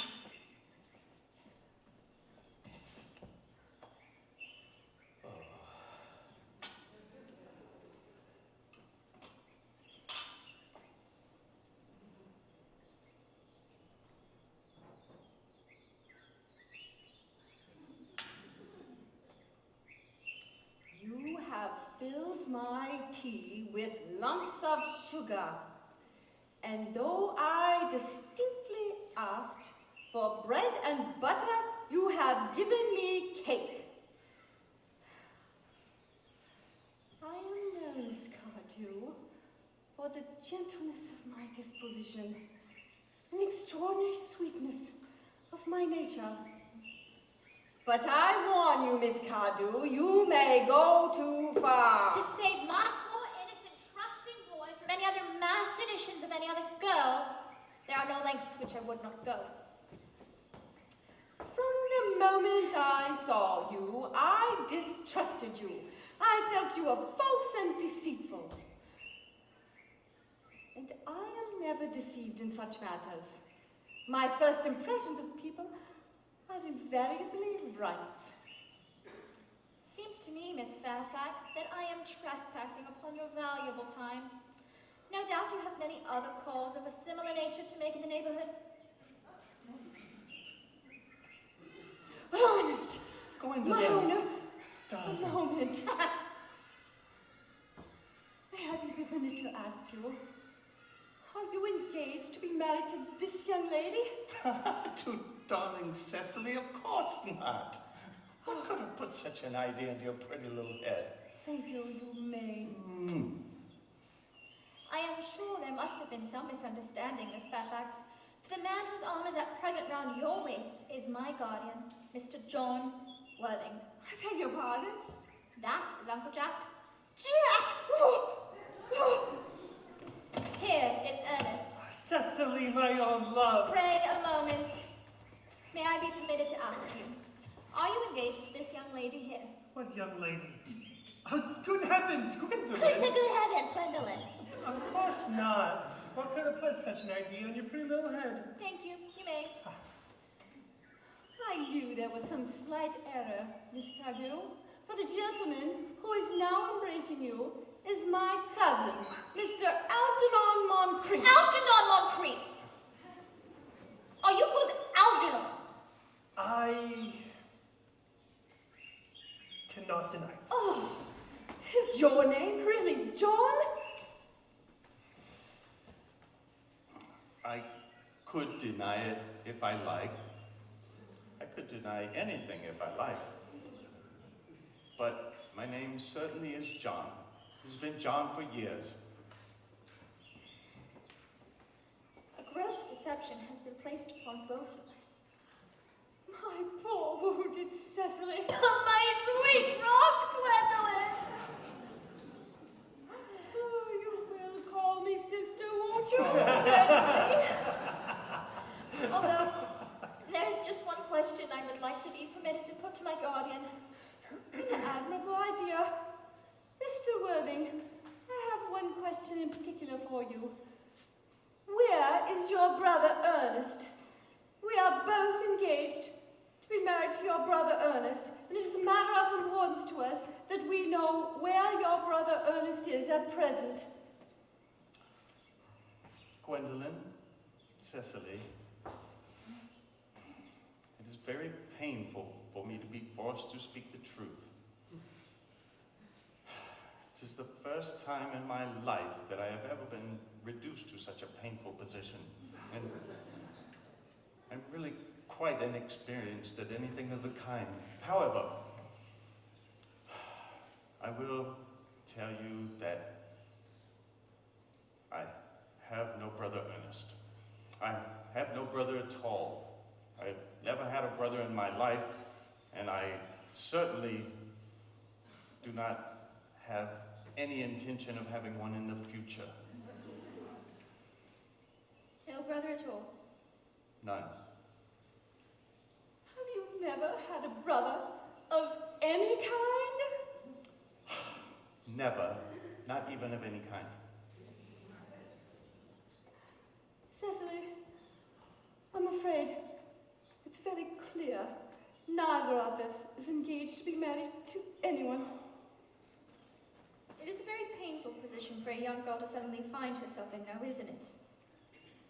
Let us go to the house. They will hardly venture to follow us there. No. Men are so cowardly, aren't they?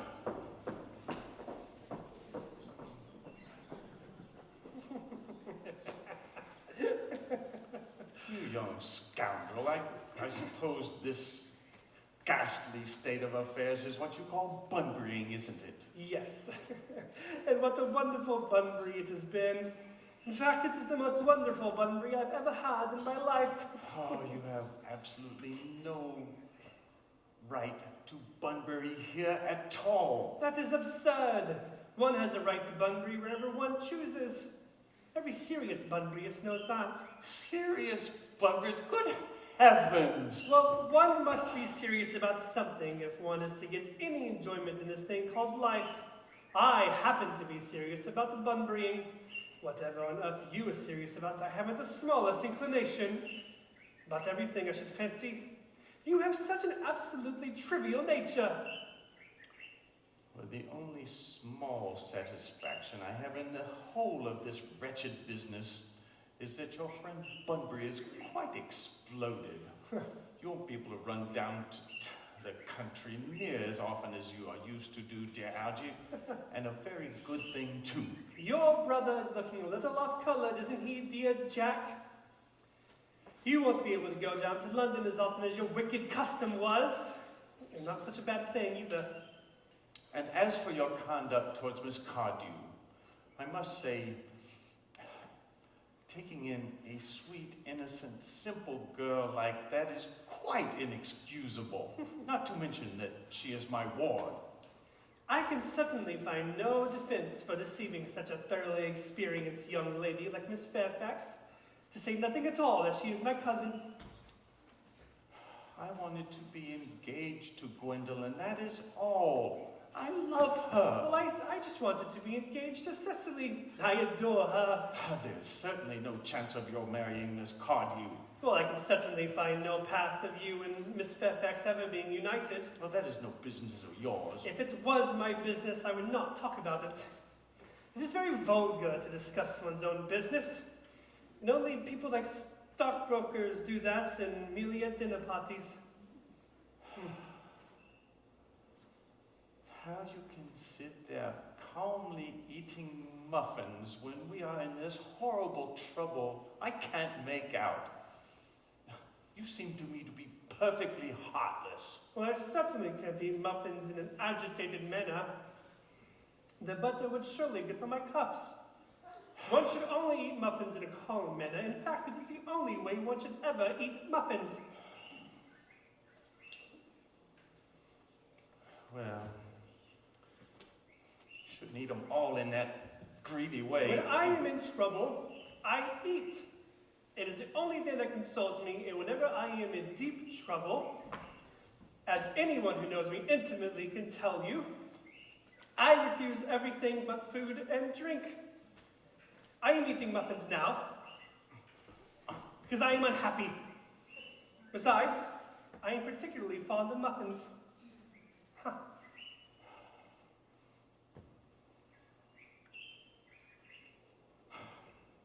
I suppose a man may eat his own muffins in his own garden. Yes, that may be, but the muffins are the same. You see here, you should have tea cake instead. I don't like tea cake. Why don't you go? Well, I haven't had my dinner yet. You can't possibly ask me to leave before I have my dinner. Nobody ever goes on without having their dinner, except for vegetarians and people like that. Besides, I have just made arrangements for Dr. Chasuble to be christened under the name of Earnest at 5:45 today. My dear fellow, the sooner you give up that nonsense, the better. I made arrangements this morning with Dr. Chasuble to be christened myself at 5:30. And naturally, I will take the name of Ernest. Gwendolyn would wish it. Besides, I have a perfect right to be christened if I like.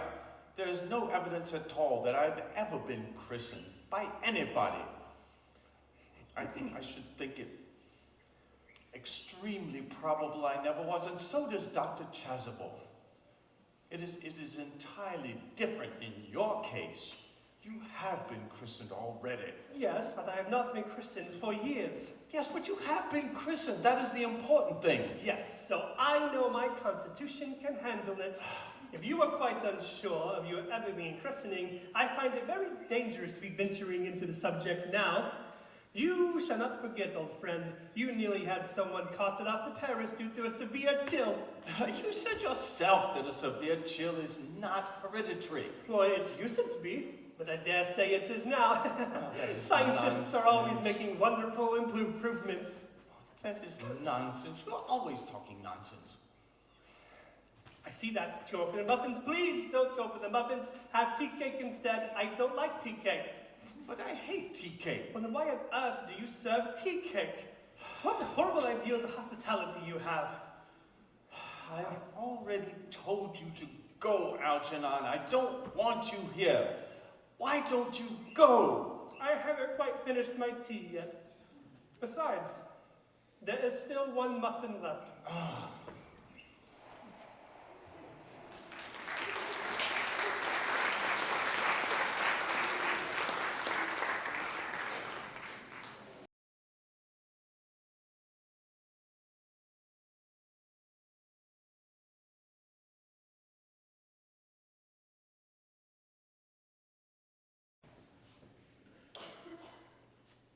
That they did not follow us at once to the house as anyone else would have done seems to show there is still some sense of shame left. They have been eating muffins. That seems like repentance. They haven't even noticed us. Couldn't you cough? But I haven't got cough. They are looking at us. Such effrontery. They're approaching. That's very forward of them. Let us observe a dignified silence. Certainly.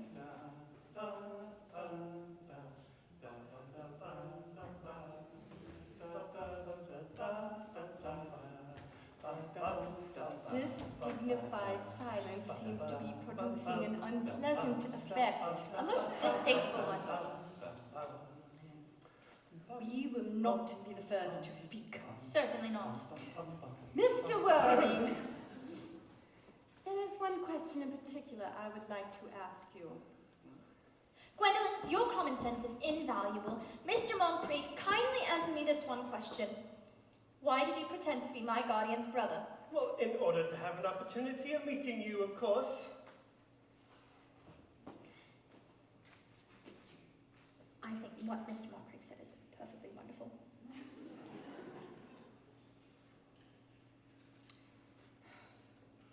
If you can believe him.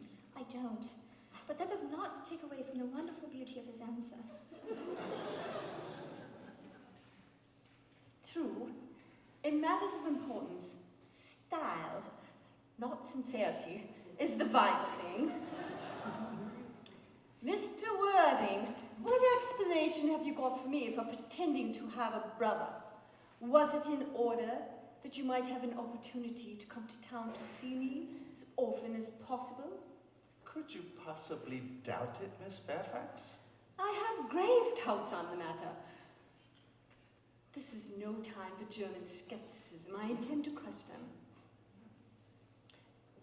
The explanation seems to be satisfactory, especially Mr. Worthing's. It seems to have a stamp of truth upon it. I am more than satisfied with what Mr. Moncreiff said. It inspires absolute credulity. So do you think we should forgive them? Yes. I mean, no. 2. There are matters of principle at stake that one cannot surrender.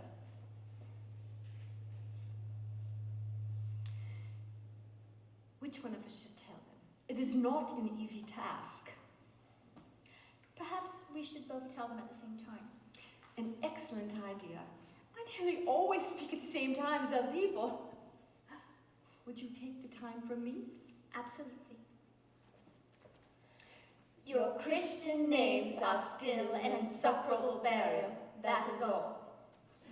Our Christian names, is that all? But we are going to be christened this afternoon. For my sake, you are prepared to do this terrible thing? I am. And to please me, you're ready to face this fearful ordeal. I am. How absurd to talk of the inequality of the sexes. When it comes to self-sacrifice, men are infinitely beyond us. We are. And they have moments of physical courage which we women know absolutely nothing. Darling. Darling.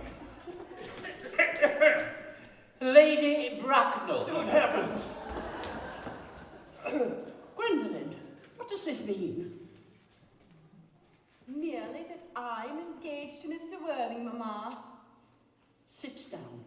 Sit down immediately. Hesitation of any kind is a sign of mental weakness in the young. Sit down.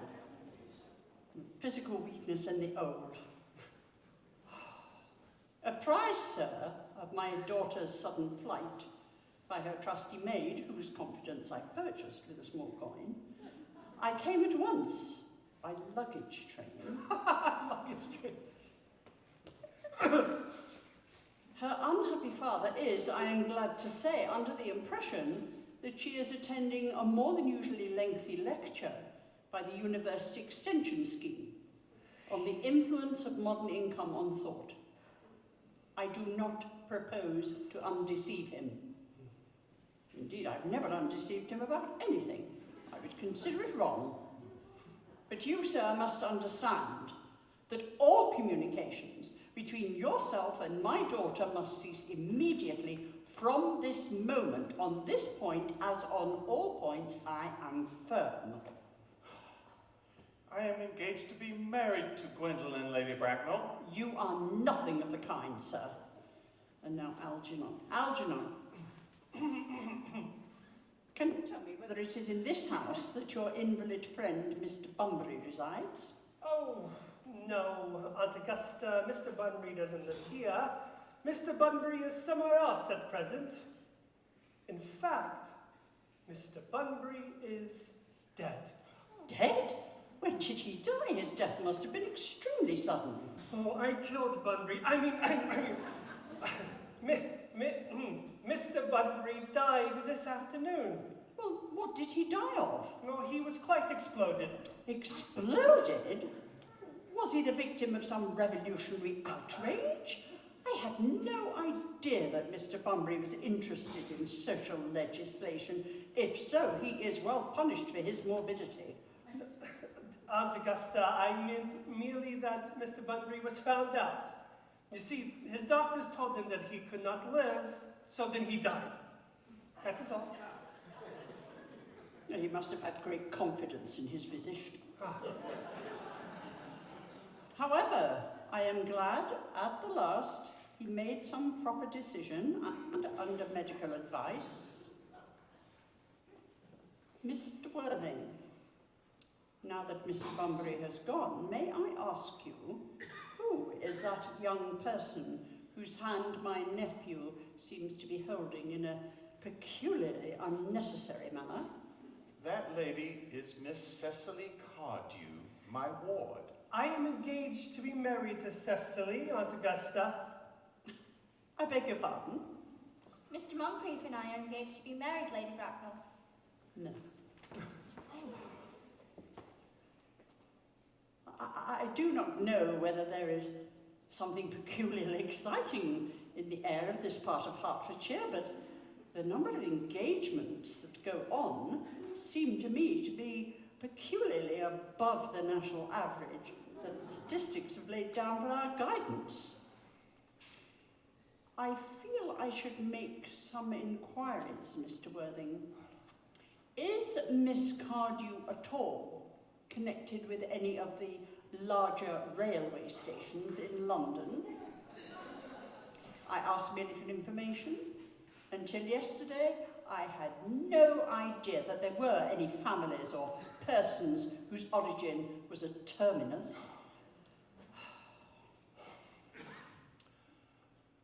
Lady Bracknell, Miss Cardew is the granddaughter of the late Mr. Thomas Cardew of 149 Belgrave Square, Southwest, Gervase Park, Dorking, Surrey, and the Sporen, Fifeshire, North Britain. That's not unsatisfactory. 3 addresses always inspires confidence, even in tradesmen. But what guarantee have I of their authenticity? I have carefully preserved the court guides of the period for your inspection, Lady Bracknell. They are open for your inspection. Well, I have known strange errors in that publication. Miss Cardew's family solicitors are Messrs. Markby, and Markby. Markby and Markby. A firm of the highest order in their profession. Indeed, I have been told that one of the Mr. Markbys has even been seen at dinner parties. So far, I am satisfied. That is very kind of you, Lady Bracknell. I have, in addition, in my possession, you'll be so pleased to hear, certificates of Miss Cardew's birth, baptism, whooping cough, registration, vaccination, confirmation, and the measles, both the German and the English bride. A life filled with incident, although rather too much exciting for a young lady. I do not believe in premature experiences. Come along, Gwendolyn. It's time for us to depart. Our train is almost here. Before we go, Mr. Worthing, I may just ask as a matter of form, does Miss Cardew have any little fortune?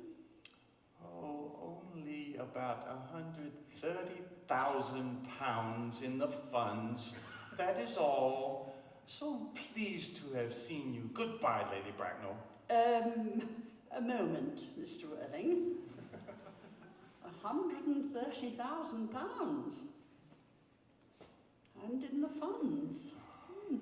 Miss Cardew seems to me a most attractive young lady now that I look at her. Few girls of the current age have any solid qualities, any of the qualities that last or improve with time. Come over here, sweet child. Yes. Your dress is sadly simple, and your hair much as nature might have left it. But we can soon alter that. The services of a thoroughly experienced French maid can make a marvellous difference in a very short space of time. I remember recommending one to a young lady Lancing, and after 3 months her own husband did not know her. And after 6 months, nobody knew her.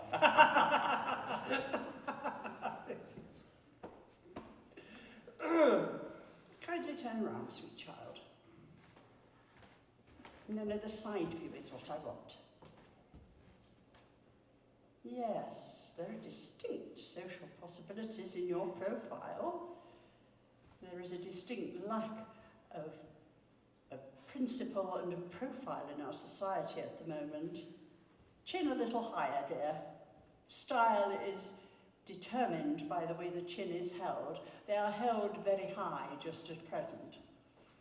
Algernon, I see great social possibilities in Miss Cardew's profile. Yes, Cecily is the sweetest, loveliest, prettiest girl in the whole world. And I don't care two pence about society norms. Never speak disrespectfully of society, Algernon. Only people who can't get into it do that. You do understand that Algernon has nothing but his debt to rely on. But I do not believe in mercenary marriages. When I met Lord Bracknell, I had no fortune of any kind.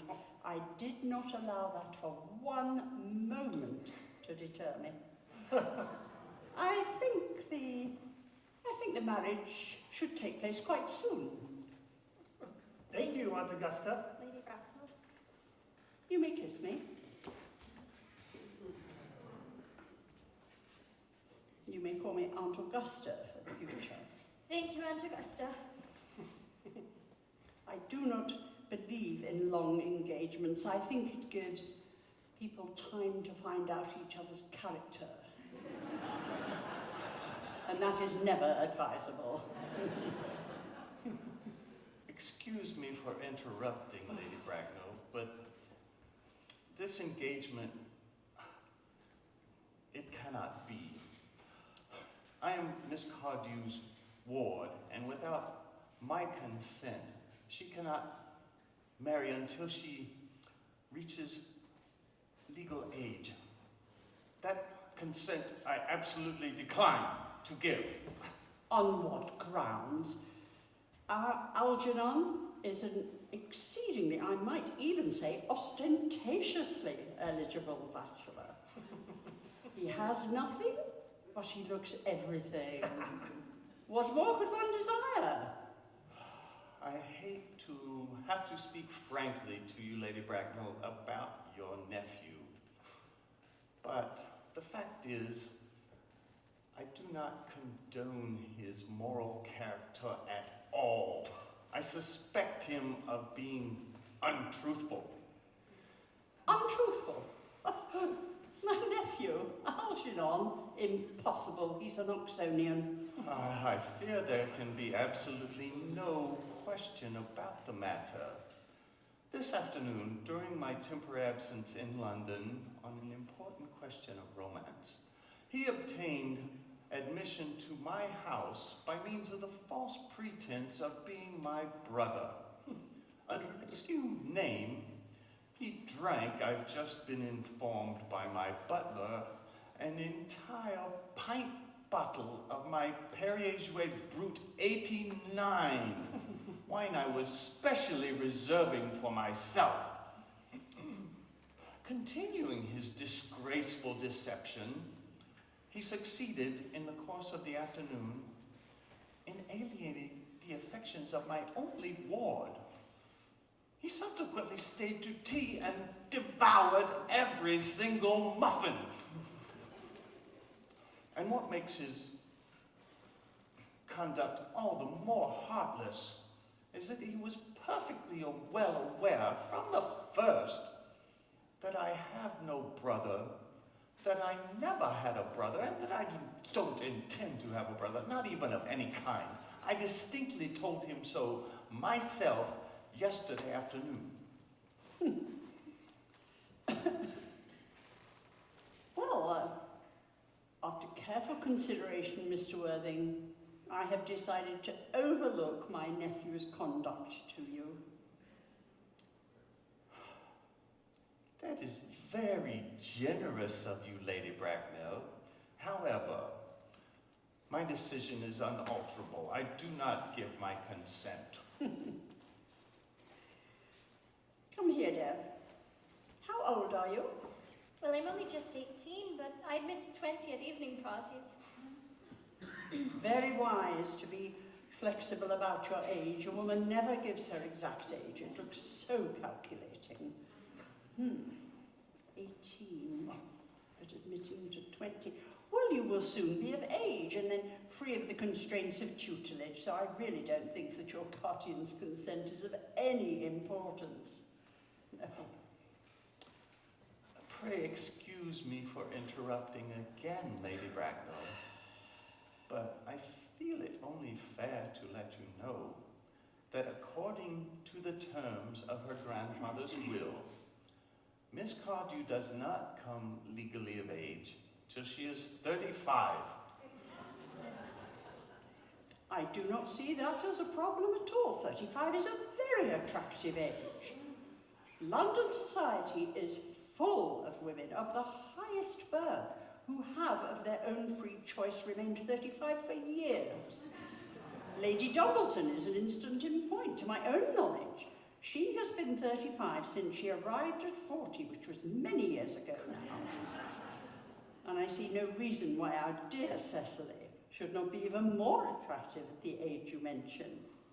And there will be a large accumulation of property. Could you wait for me till I was 35? Of course I could. You know that I could. I felt instinctively so, but I don't like waiting even for 5 minutes, and I adore punctuality in others, but I'm not very punctual myself. Uncle Jack, I do not think that we could be waiting. Well, then what shall we do, Cecily? I don't know, Mr. Moncreiff. Mr. Worthing, as Miss Cardew has stated she cannot wait until she's 35, a remark which sort of implies that she has an impatient nature, I would beg you to reconsider your decision. My dear Lady Bracknell, the moment you give your consent for my marriage to Gwendolyn, I will gladly, happily allow your nephew to form an alliance with my ward. You must know that what you propose is out of the question. Well, then a passionate celibacy is all that any of us may look forward to. That is not the destiny I have for Gwendolyn. Algernon, of course, can make up his own mind. Come, Gwendolyn, we have missed 5, if not 6 trains. To miss any more might cause us to comment on the platform. Everything isn't quite ready for the christenings. Christening, sir, are you not being a little premature? Both of these gentlemen have expressed a desire for immediate baptism. At their age? The idea is grotesque and irreligious. Algernon, I forbid you to get baptized. I will not hear of such excesses. Lord Bracknell would be most displeased if he thought that was the way you wasted your time and your money. Am I to understand that there are to be no christenings here this afternoon? I fear that as things are now, it would not be of any practical value to either of us, Dr. Chasuble. Oh, I am grieved to hear such sentiments from you, Mr. Worthing. They savour of the heretical views of the Anabaptists, views that I have completely refuted in 4 of my unpublished sermons. However, since your mood at present seems to be peculiarly secular, I shall return to the church at once. Indeed, the pew opener has informed me that for the past hour and a half, Miss Prism has been awaiting me in the vestry. Did you say Miss Prism? Yes, I am on my way to join her now, Lady Bracknell. Pray let me detain you a moment. This may be of vital importance to Lord Bracknell and myself. This Miss Prism, is she a female of repellent aspect, remotely connected with education? She is the most cultivated of ladies, and a very picture of respectability. Clearly the same woman. What position does she hold in your household? I am a celibate, madam. Lady Bracknell, Miss Prism has been for the last 3 years Miss Cardew's esteemed governess and valued companion. Well, in spite of what I hear, I must see her. Let her be sent for. Oh, she approaches. She is nigh. I was told you expected me in the vestry, dear Canon. I've been waiting there for you for an hour and 3/4. Oh! Prism? Come here, Prism. Where is that baby? 28 years ago, Prism, you left Lord Bracknell's house in charge of a perambulator that contained a baby of the male sex. You never returned. A few weeks later, thanks to the investigations of the Metropolitan Police, the perambulator was found at midnight, standing by itself in a remote corner of Bayswater. It contained the manuscript of a 3-volume novel of more than usually revolting sentimentality. But the baby was not there. Where is that baby? Lady Bracknell, I admit with shame I do not know. I only wish I did. The plain facts of the case are these. On the morning of the day you mentioned, I prepared as usual to take the baby out in his perambulator, and I had with me a somewhat large and capacious handbag. I had a work of fiction with me, and I intended to place it in the handbag, but I placed it in the bassinet and placed the baby in the handbag. But, Miss Prism, where did you deposit the handbag? Oh, do not ask me, Mr. Worthing. Miss Prism, but this is a matter of very grave concern to me. I must know where you deposited the handbag that contained that infant. I left it in the cloakroom of one of the larger railway stations in London. What railway station? Victoria, the Brighton line. I must retire to my room for a moment. Gwendolyn, you will wait for me. If it is not too long, I shall wait for you my whole life. What do you think this means, Lady Bracknell? I dare not even suspect. In high families, strange coincidences are not supposed to occur. They are hardly considered the thing. Uncle Jack is strangely agitated. Your guardian has a very emotional nature. This is a terrible noise. It sounds as though it's like an argument. I dislike arguments of any kind. They are always vulgar and often convincing. Ah, it has stopped. I wish you would arrive at some conclusion. Suspense is terrible. I do hope it will last.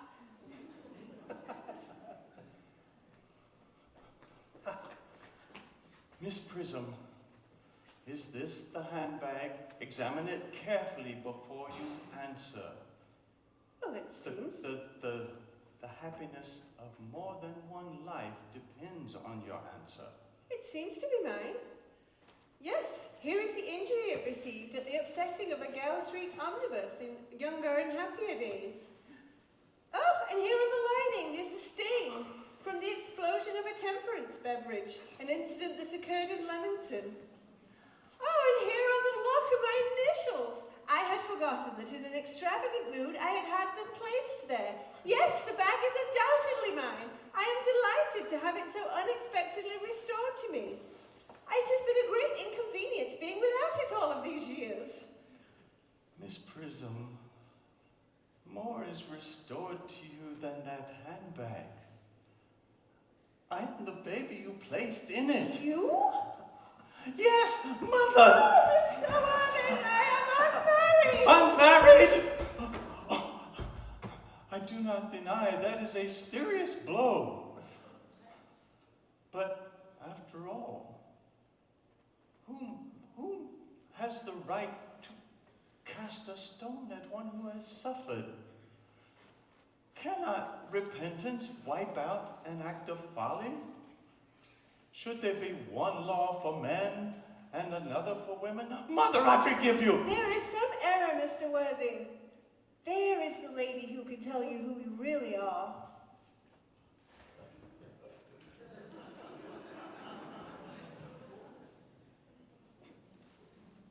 Lady Bracknell, I hate to seem inquisitive, but would you tell me who I am?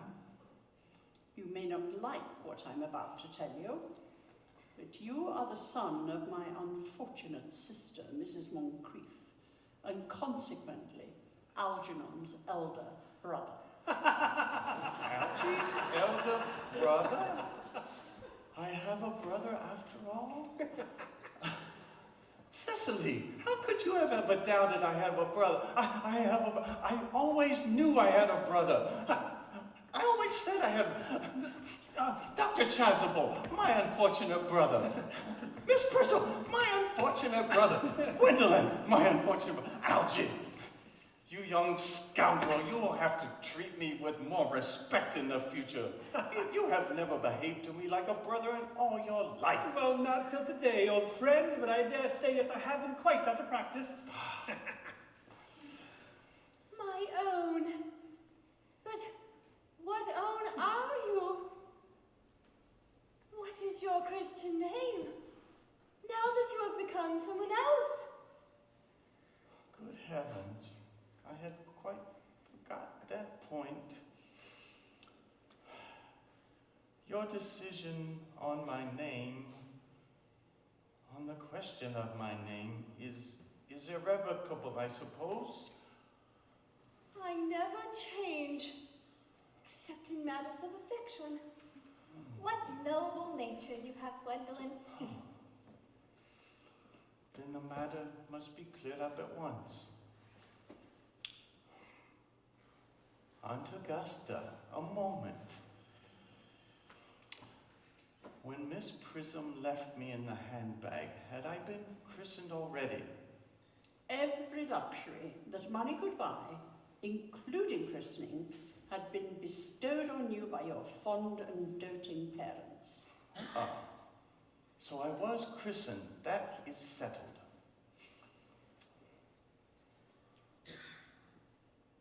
What name was I given? Tell me the worst. Well, being the eldest son, you were obviously christened after your father. Yes, but what was his Christian name? I cannot at the moment recall what the General's Christian name was. I know he had one. He was eccentric, though, but that was due to the Indian climate and marriage and indigestion and things of that kind. Algie, can't you recollect what our father's Christian name was? My dear fellow, we were never on speaking terms. He died when I was little.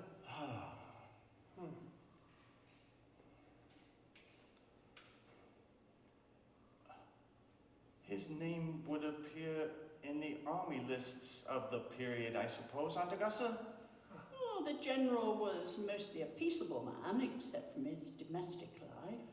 But yes, I have no doubt that his name would appear in the military journals. The military lists of the last 40 years are here. I should have... Generals. Generals. Malum, Magby, Maxbaum. What ghastly names they have. Migsby, Mobbs, Moncreiff, Lieutenant, 1840, Captain, Lieutenant Colonel, Colonel, General, 1869. Christian names. Ernest, John,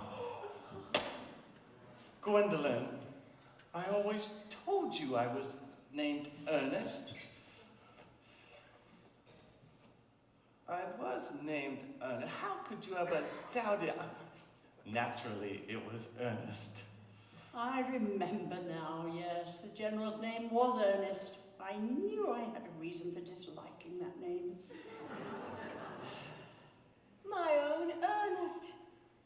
I felt from the first that you could have no other name.